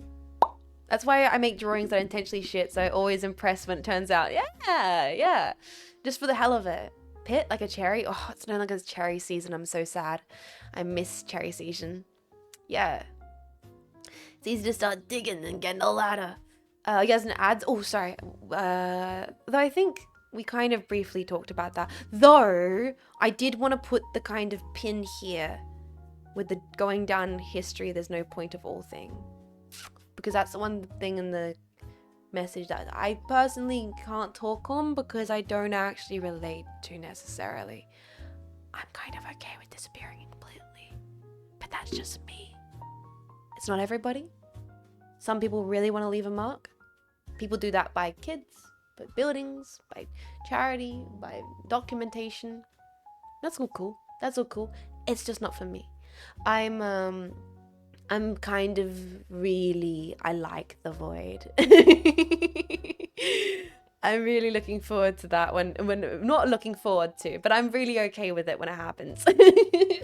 I'm very content with the void. She seems like a sexy dark mistress. And I hope she envelops me whole. Okay, Tom York. Tom York was cooking with that, okay? He was cooking with how to disappear completely. I'm too bad you left a mark on my brain. Well, I hope at least it was a good one, and maybe you can get some like proper cleaning spray and really scrub off the stain. I'm here for a while, then I bugger off. Yeah, like I don't necessarily need to leave or go down as something. I'm fine with it not. I'm fine with enjoying as much of things as I can. That doesn't need to mean it has to be profound. And if it happens to be along the road, a few people get, knocked, connected with, interacted with, engaged with, enjoy, then that is purely a byproduct that I am blessed for it to happen, but it's never my motivation. And I don't know if it can be an authentic motivation. I think if you're all tied up in this idea of being something, it makes it very hard to actually make something. Does that make sense? Nirvana is literally trying to stop existing. That might just be me though. That might be me. I just don't put much value in the idea of preservation and history. Yeah, the only mark you leave that matters is the connections you make, kind of thing. Nirvana the band, the show. That gives me comfort personally, but that's not for everybody, and that's currently just where I am at as a silly mid-20s lady. Maybe that would change. Yeah, let's leave the imagination and the deep love of stories. I think I get the whole one being like, why God did I have this desire to create art? I hope for this person who's made this question, they will keep finding ways to make art, and maybe what is kind of essential is challenging the fear that you get with the making of the art needing to be something. I think I've not painted in like a year, and I love painting. I love painting pictures. Like, I'm not properly done an oil painting, and some days I look at my canvases and go, God, I wish I could just spend hours painting. But I don't need to right now. Right now, this is super engaging, and this is my focus, and this is what's necessary for me. But like, you can create with cooking, you can create with paintings later on. It's finding the kind of ways to express yourself creatively in your day-to-day to bring you joy. It doesn't need to be a magnum opus. It never needs to be a magnum opus, Thought on the perception of the creation can be a strong unauthenticator. Yeah, exactly, Sakakun. Yeah, like, the perception of the creation can kind of muddy it all up. Magnum this, pants grabs. How do you know when something's good enough to show? Well, that's difficult. That's really difficult. For me, I am a lot of the anxiety of that is alleviated by project and timeline. If you just give yourself a deadline, then you can't overthink it. When it comes to like streaming and stuff, if I give myself a deadline for a stream project, just make it to the best I can and just release it and hope for the best, because it's not going to ever really be finalized. All right, boys, it's been 3 hours. Pod will probably wrap up soon, but we have one last very big question, and it is doozy, and I'm gonna have to say that I don't know if I'm gonna be able to give this full answer, like this full question justice, and I hope I can speak properly and not get any of my points scrambled on this. And everyone has a really strong opinion of this kind of thing, so we're just going to take this as a vibe We're going to think on it. We're going to pack it slightly. We probably won't come to a solid conclusion. We don't have all the answers. We're just silly people in the corner of the internet. But let's ponder it. Let's consider it. Okay. I think this goes under authentic. And I think they are right about this. Because it's kind of maybe the reason why this was the topic of the stream. In regards to art, in regards to personality, in regards to what's going on with this. We did discuss AI last stream. There we go. And I gotta say my piece. I'm hearing you out. I do feel like you kind of dismissed the concern a little bit too much. That's fair. I like to play down concern. I don't want people to... I don't like causing anxiety on these streams. So you can probably fair in the fact that I probably dismissed it. You compared it to artists worrying because the camera was invented. I still follow that idea a little bit. I don't agree though with that fully. Sure, it forced artists to adapt and overcome, but at the end of the day, a photo is still art. But I don't think AI is authentic. It lacks a soul, it lacks creative thoughts, and the divine inspiration. It's not authentic, it's just slop in the most literal sense. It eats up other stuff people have made, then it produces slop from it, and yet it's already invading every artistic sphere. Here, they're already doing competitions for kids to submit their AI art. Ooh, I did not know about that. Even with a camera, one has to be an expert at taking a good picture. It takes no skill to insert a prompt and then just wait. And it's concerning because people really want to use it for easy profit, to cut corners. It's actively making humanity worse by existing. As an artist, I'm going to take a strong stance against it, never use it, and I'm going to loudly shame anyone who do. And I can think you're completely valid for your personal choice to do that. I think you're completely, like, if you feel that way, I will never dismiss your feeling about that. That is entirely yours to own, 1000%. I personally am still wrangling my consideration of it. Where possible, I do want to diminish concern while also being critical of it. I think there is space, hopefully, with my idealism, and I am an optimist, where it can coexist, where nature will find a way, where things will work out. I think that I don't want to be a pessimist. I don't want to live in... maybe I'm being optimistic and idealized because I don't want to accept that there's a reality in which people are comfortable with the way it's going to devalue their experience of things. Because I want to expect more from people. But why does art have to have a soul? And what even is that? Yeah. Like, we're making assumptions. I think in this comic here, the idea with the camera is interesting because people legitimately did say the exact same thing about the camera as they did AI. They said, all you need to do is snap a button and you have an image. You could say that photography can be art, but photography developed as an artistic tool over years of photographers challenging the idea of it being an artwork. Photography was not exhibited in galleries originally. Photographers had to fight to establish themselves as being artists and proving it can be used as an artistic tool to then get photography exhibitions. Read Susan Sontag's on photography. She dissects this so deeply. She does also go into the way that photography has fundamentally negatively affected our day-to-day experience, just like AI will also do that.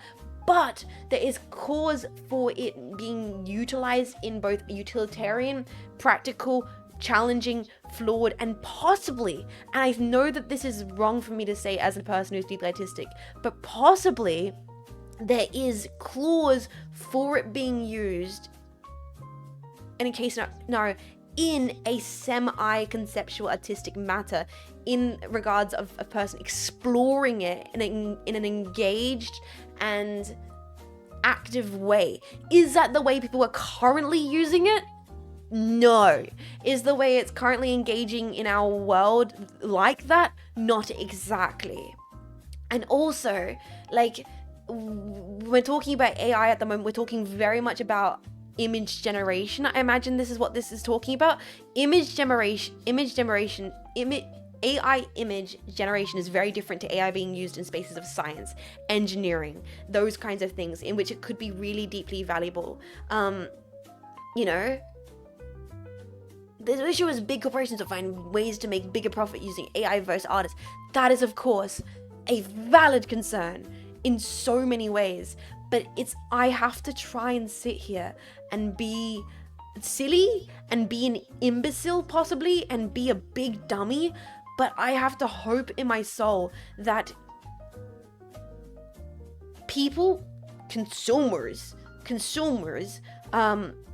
will look at AI slop and be like, it's an indicator of low quality product because it's being used in that way to churn profit. I'm not going to go for that. I'm going to go for the thing that is not made with AI because I trust the people behind this product to put the effort in of securing an artist. Therefore, I'm going to go with this. And obviously, people are being a little bit more concerned about it's getting harder to see. It's getting harder to detect. But the human brain is so good at adapting. It's so good at adapting. 40% of people don't care. I'm gonna say something, and I really hope I hope this take isn't gonna get me in trouble. But I'm sorry, the 40% of people who don't care are the same 40% of people that were never going to engage with that product in the first fucking place. I'm sorry, but I don't think Big D Daryl was gonna walk into an art gallery being like, yeah, I gotta get me this mid-century furniture. I'm gonna get me... No, Daryl wants his slop. Daryl's gonna get his slop. I'm sorry. Like, I just have to believe. I just have to... hey, maybe Daryl does want the modernism. Maybe he do. And honestly, base Daryl. But, there's demographics. There's different demographics. I'm being an optimist. I really am. And I'm also not being completely dismissive. I don't love it. I don't think AI art, the AI art that I do see, I don't think it's good. I'll say that. It looks like shit. It's being used to make the dumbest, pathetic memes. And it's hilarious to have them think it's anything more than that.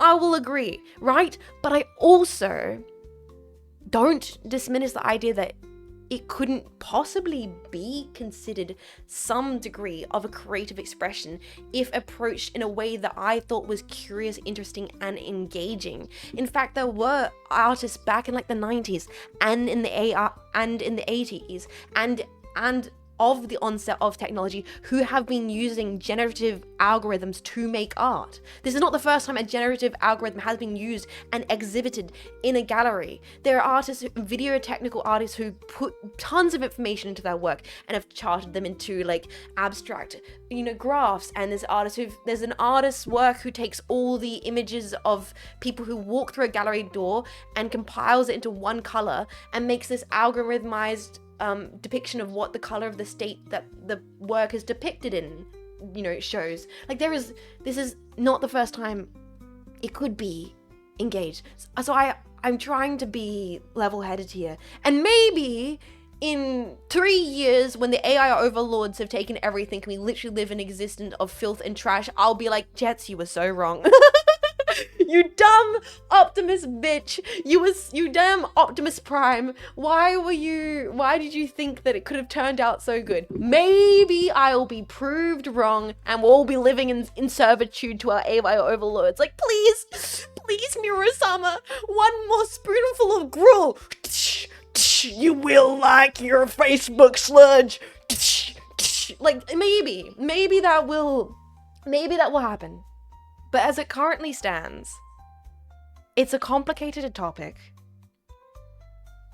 And I am critical of it.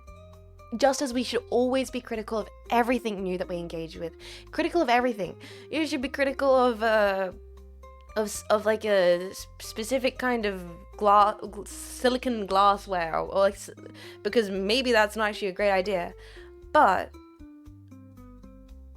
I think it's so pathetically dumb when people get on their milk crates and go, I think artists should start looking for different jobs. Because I fundamentally don't think that's going to be the case. I just don't. I don't. It will, maybe the way we do things will shift. Maybe the kind of jobs will shift. Maybe the kind of, you know, spaces will shift. But there are so many game companies that will not want to use AI.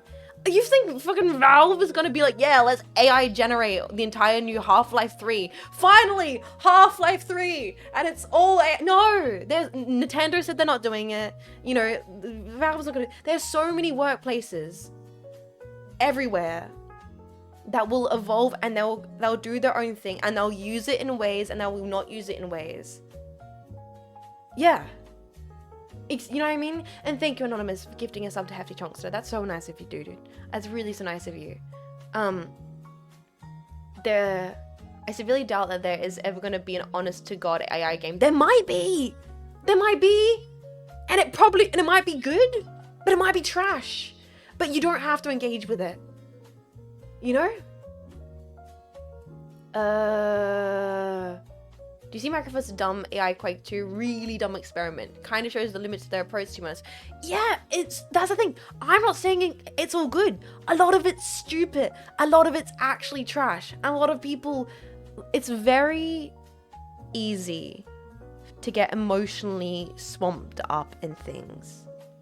People love to say broad, grandiose takes and generalizations. And I'm trying my very best here to do the exact opposite of that. It's quite difficult to do the opposite of that because I second doubt myself. I'm like, is it actually that bad? Is it that good? Will it be good? Will it level up? I don't know. I just have to hope it will. Because the alternative to that is listening to the person who is angrily pointing and going, you should be scared and angry and confused because it's going to shit. Because what? Because it's easy for them to say that.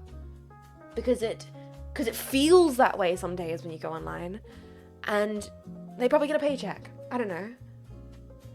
The alternative is like, no, I'm scared enough. I feel strong emotions now. Once again, there is a chance for me to change my take on this in a week, in a month, in a year, and I am open to it changing, and I'm really coming from a perspective of just being hopeful, of understanding that there's always going to be people who want to engage with certain stuff, and there's always people that haven't. And I am sad that it might mean that it's more likely for certain people who maybe in the first place were already looking for a simple solution to things to find that. But I really hope it's for the best, not for the worst. People are always gonna get nervous when it enters you and be angry about things right now. I'm really leaving space in my opinion of this to evolve. I do still want to think of it being like the camera, and that might be too much of a generalization, but you need to remember that people legitimately have been saying this exact same things, and this is specific to art. I think this things where I'm really not sure about my opinion of things is other industries, because I can really only talk about the fine art or the practical art world or the creative expression world, like those kinds of things. I can really only talk from that perspective. I can't even talk deeply about the movie industry, where that's a whole different thing with like scripts and the writing strikes and all the rest of that. Like I can't really talk on that because I'm not directly engaged in that. I've got a very specific corner that I can approach this from. And the corner that I'm coming from is the idea of art. And I really think it's a lot more, these conversations are happening a lot more exclusively on the internet than it's actually happening in practical art spaces. Like there's, you know what I mean? Like there are actual galleries with people showing paintings. Every month there's a solo show by some indie artists. There are actual small startups that are going to use practical designers because it makes their their products stand out, and they're not going to use AI. The local hip, bodega with the hot dogs, they're going to hire a local designer to do the graphic design for them. They're not going to do it with AI because, well, maybe they know the designer. Maybe they're a friend of a friend who went to art school. He's like, yo, I know Jimbo. He does really great graphic design. We'll get him on the job. Yeah, cool. There's going to be graphic designers always getting jobs in places for cafes and for products and for beer and for album covers and for things like that. Grimmy talks about how AI is impacting voice acting. See, I couldn't even begin to consider that niche because I've never looked into AI for voice acting. I just have to say that it will affect things probably, but I have to be optimistic and hope that, like the camera, it will find its way to integrate into specifically somebody think of the poor Nepo babies, has negative effects on people just breaking into the industry. Companies don't want to train new people. An immortal already trained employee who never complains. But then what do we say about the Industrial Revolution and its consequences?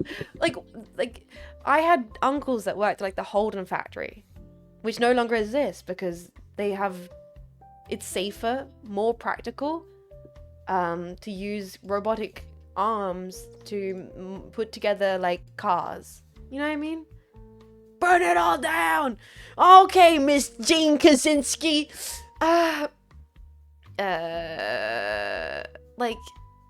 I'm not the person to answer that severity of the question. I'm not going to be the person to write the manifesto. I don't know shit about that. That goes way above my pay grade. We're getting into economy. We're getting into industry. We're getting into all that fango-dango bullshit that I'm not the person who should talk about it. I'm a city VTuber who playing Deus Ex Human Revolution going, shoot gun. Oh shoot, why are the headshots not working? Why is hip firing way better in this game? That's essaying. That's essaying.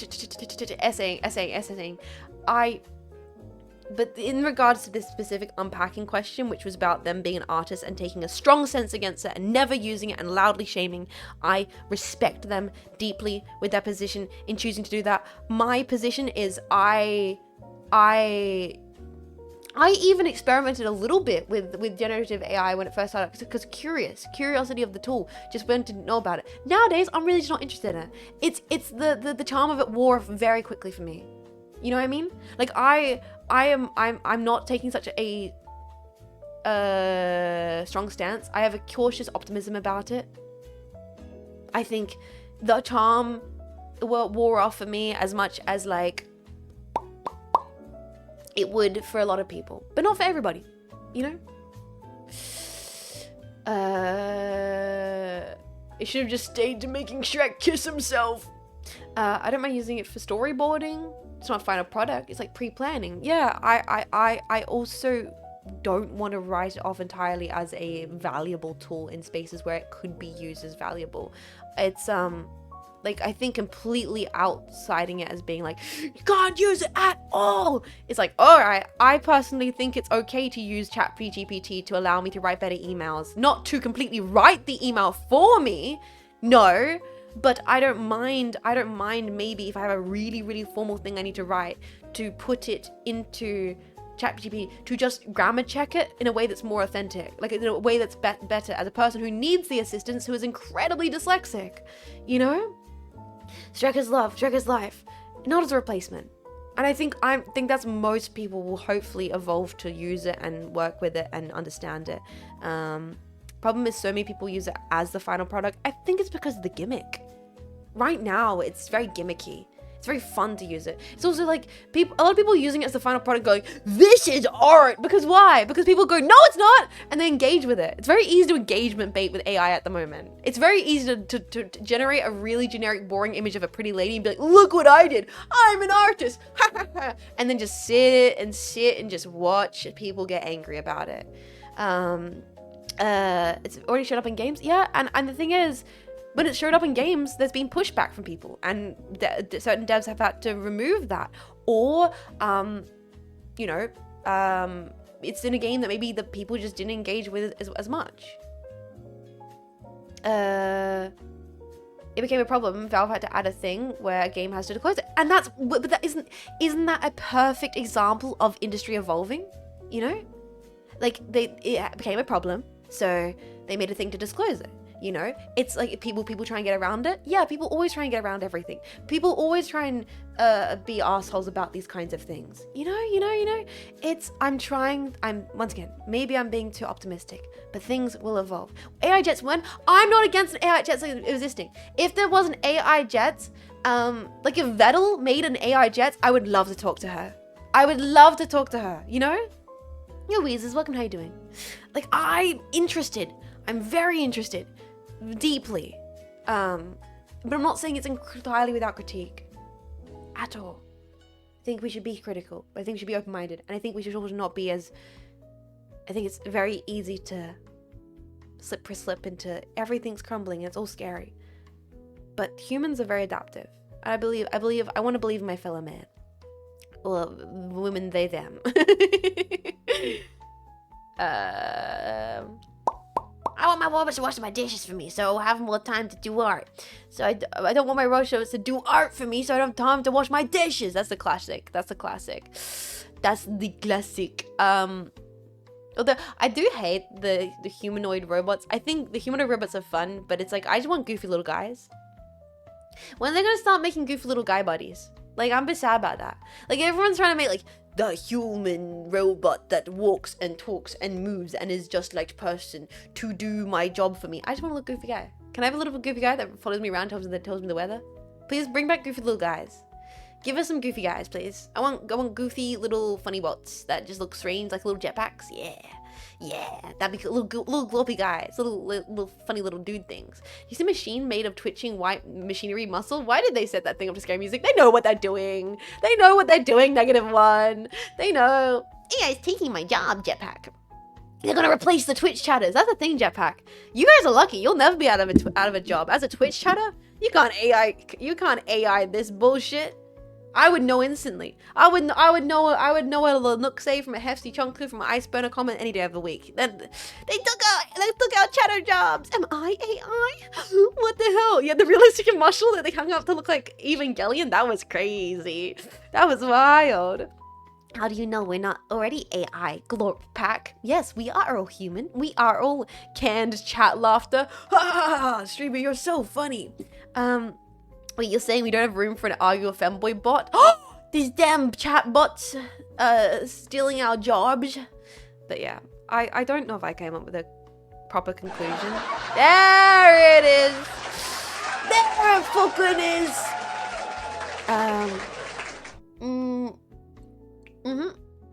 Actually, we're all AI, and to prove this, I will post this message from all of my accounts. Go and spam it. Do it. While you spam that, I will kind of do my final takedown of this topic before we wrap up the pod for today. I don't know the answer to that question. I'm not an economist. I'm not even a smart lady. I'm actually quite low IQ. Actually, smartness is not really my kind of area of expertise. I like talking. I love unpacking because we start to think about these things and we don't necessarily always come into the conclusions to them. I don't know. I don't know if it's gonna be okay, and I might in 5 years be like, God, how naive I was. But as it currently stands, I'm gonna try and not engage with the rage bait, and just be optimistic that humans will always want to create things that are authentic, and the people and it's gonna be fine, and people will be able to tell the trash from the good at their own discretion, as they would like, as they would please. And you know, if people want to think that the AI is good, that's on them. And if people want to think it's bad, it's on them. Because here's the thing, taste is really subjective. I like Tenshin Hyson. I like Tenshin Hyson.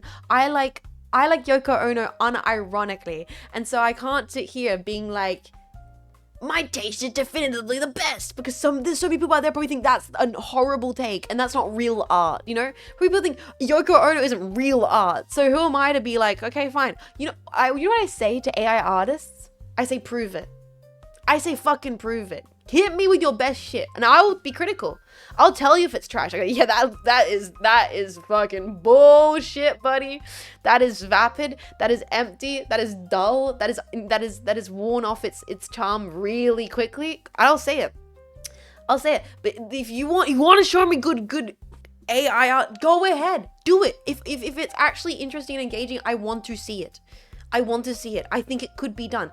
Because here's the thing, it has been done. There have been artists throughout the last few decades who have been using generative codes in their work to make art. It's been in galleries. I should honestly just sit down and find a massive list to showcase off. I've seen art in galleries that has been made with proto AI kind of stuff, and it's super cool. But those artists are actually interesting. And it's actually it's actually doing something. It's actually authentic. It's actually providing some commentary or message or something that makes me think. You know, we're both getting better and worse. Yeah, good old Hank Green. Yeah. Anyway, I think that's what I'm going to say. Thank you guys for hanging out today. I don't know if we really have come to a conclusion of understanding authenticity. Let me just see if there's any final questions that I haven't read. I think it's an ongoing thing of trying to work it all out. I think it was an interesting point to consider because it is becoming more and more difficult, I guess, in this space where there's a lot of things being shown to us to find and work out what is authentic. But let's keep maybe striving towards it. Is it worth it becoming a VTuber? I think it's worth it to try and see if you like it, and then you get to answer that question yourself. Also, maybe to finish off this message someone submitted, I don't know if you saw this highlighted message, but I think I want you to know this. You and this community give me a lot of hope. Thank you for being authentically you. Thank you. I don't know if I'm authentically me. I try my best. I'm gonna keep on trying because it brings me joy. I'll keep on trying to be authentic until the day where it stops bringing me joy. Alright boys, we're gonna try and find someone to raid. Thank you for hanging out. How'd it go? Thank you so much for 15 months. Thank you for supporting me what I do. Thank you for allowing me to do this podcast and talk about authenticity with you all this morning. It's been nice. Next week, I think we might be doing music for moods next week. When we're talking about music, listening, when we're talking about listening to different tunes, different songs at different hours of the day. Why do we do it? Why do we listen to some music? Maybe if you have some suggestions of music that you like to listen to when you're in a certain mood, you'll be able to submit it. Thank you for hanging out today for the Unpacking pod. Let's send our pack kindness to someone on the internet who is online today. Eros has got a new model. Have we rated Eros recently? Cleo, we could hang on. We could raid the hag. It has been a hot second since we raid the hag. You know what? Why not? Let's raid Cleo. It's been quite a while, so let's do it. We'll raid Cleo. You can send Cleo a little Jetstream raid message. Make up your own one you'd like to. Thank you for hanging out today. Seriously, it's such a pleasure. I'm so glad we got to properly have a full episode of Unpacking today. And I really enjoyed everything we talked about. So thank you for hanging out. Have an amazing, wonderful, brilliant, and a lovely. And until next time, boys, just in case I don't get to see you next time, that's all good because at least this time I get to say jetpack jetting out. This has been really good. Please look forward to next week. Oh my god, I didn't do my song suggestion. Fuck, boys, I didn't show you guys my song of the week. Should we cut the raid? Fuck. Do you guys want to know what my song is? Jets! No! Speedrun! I don't know my song suggestion. The raid's happening. Oh, I don't even know what song. What's the last song I listened to? Fuck. The Rudy Sandstorm. Oh no, I'm still listening to Sparkle Horse. Fuck, what is the last song I listened to? I was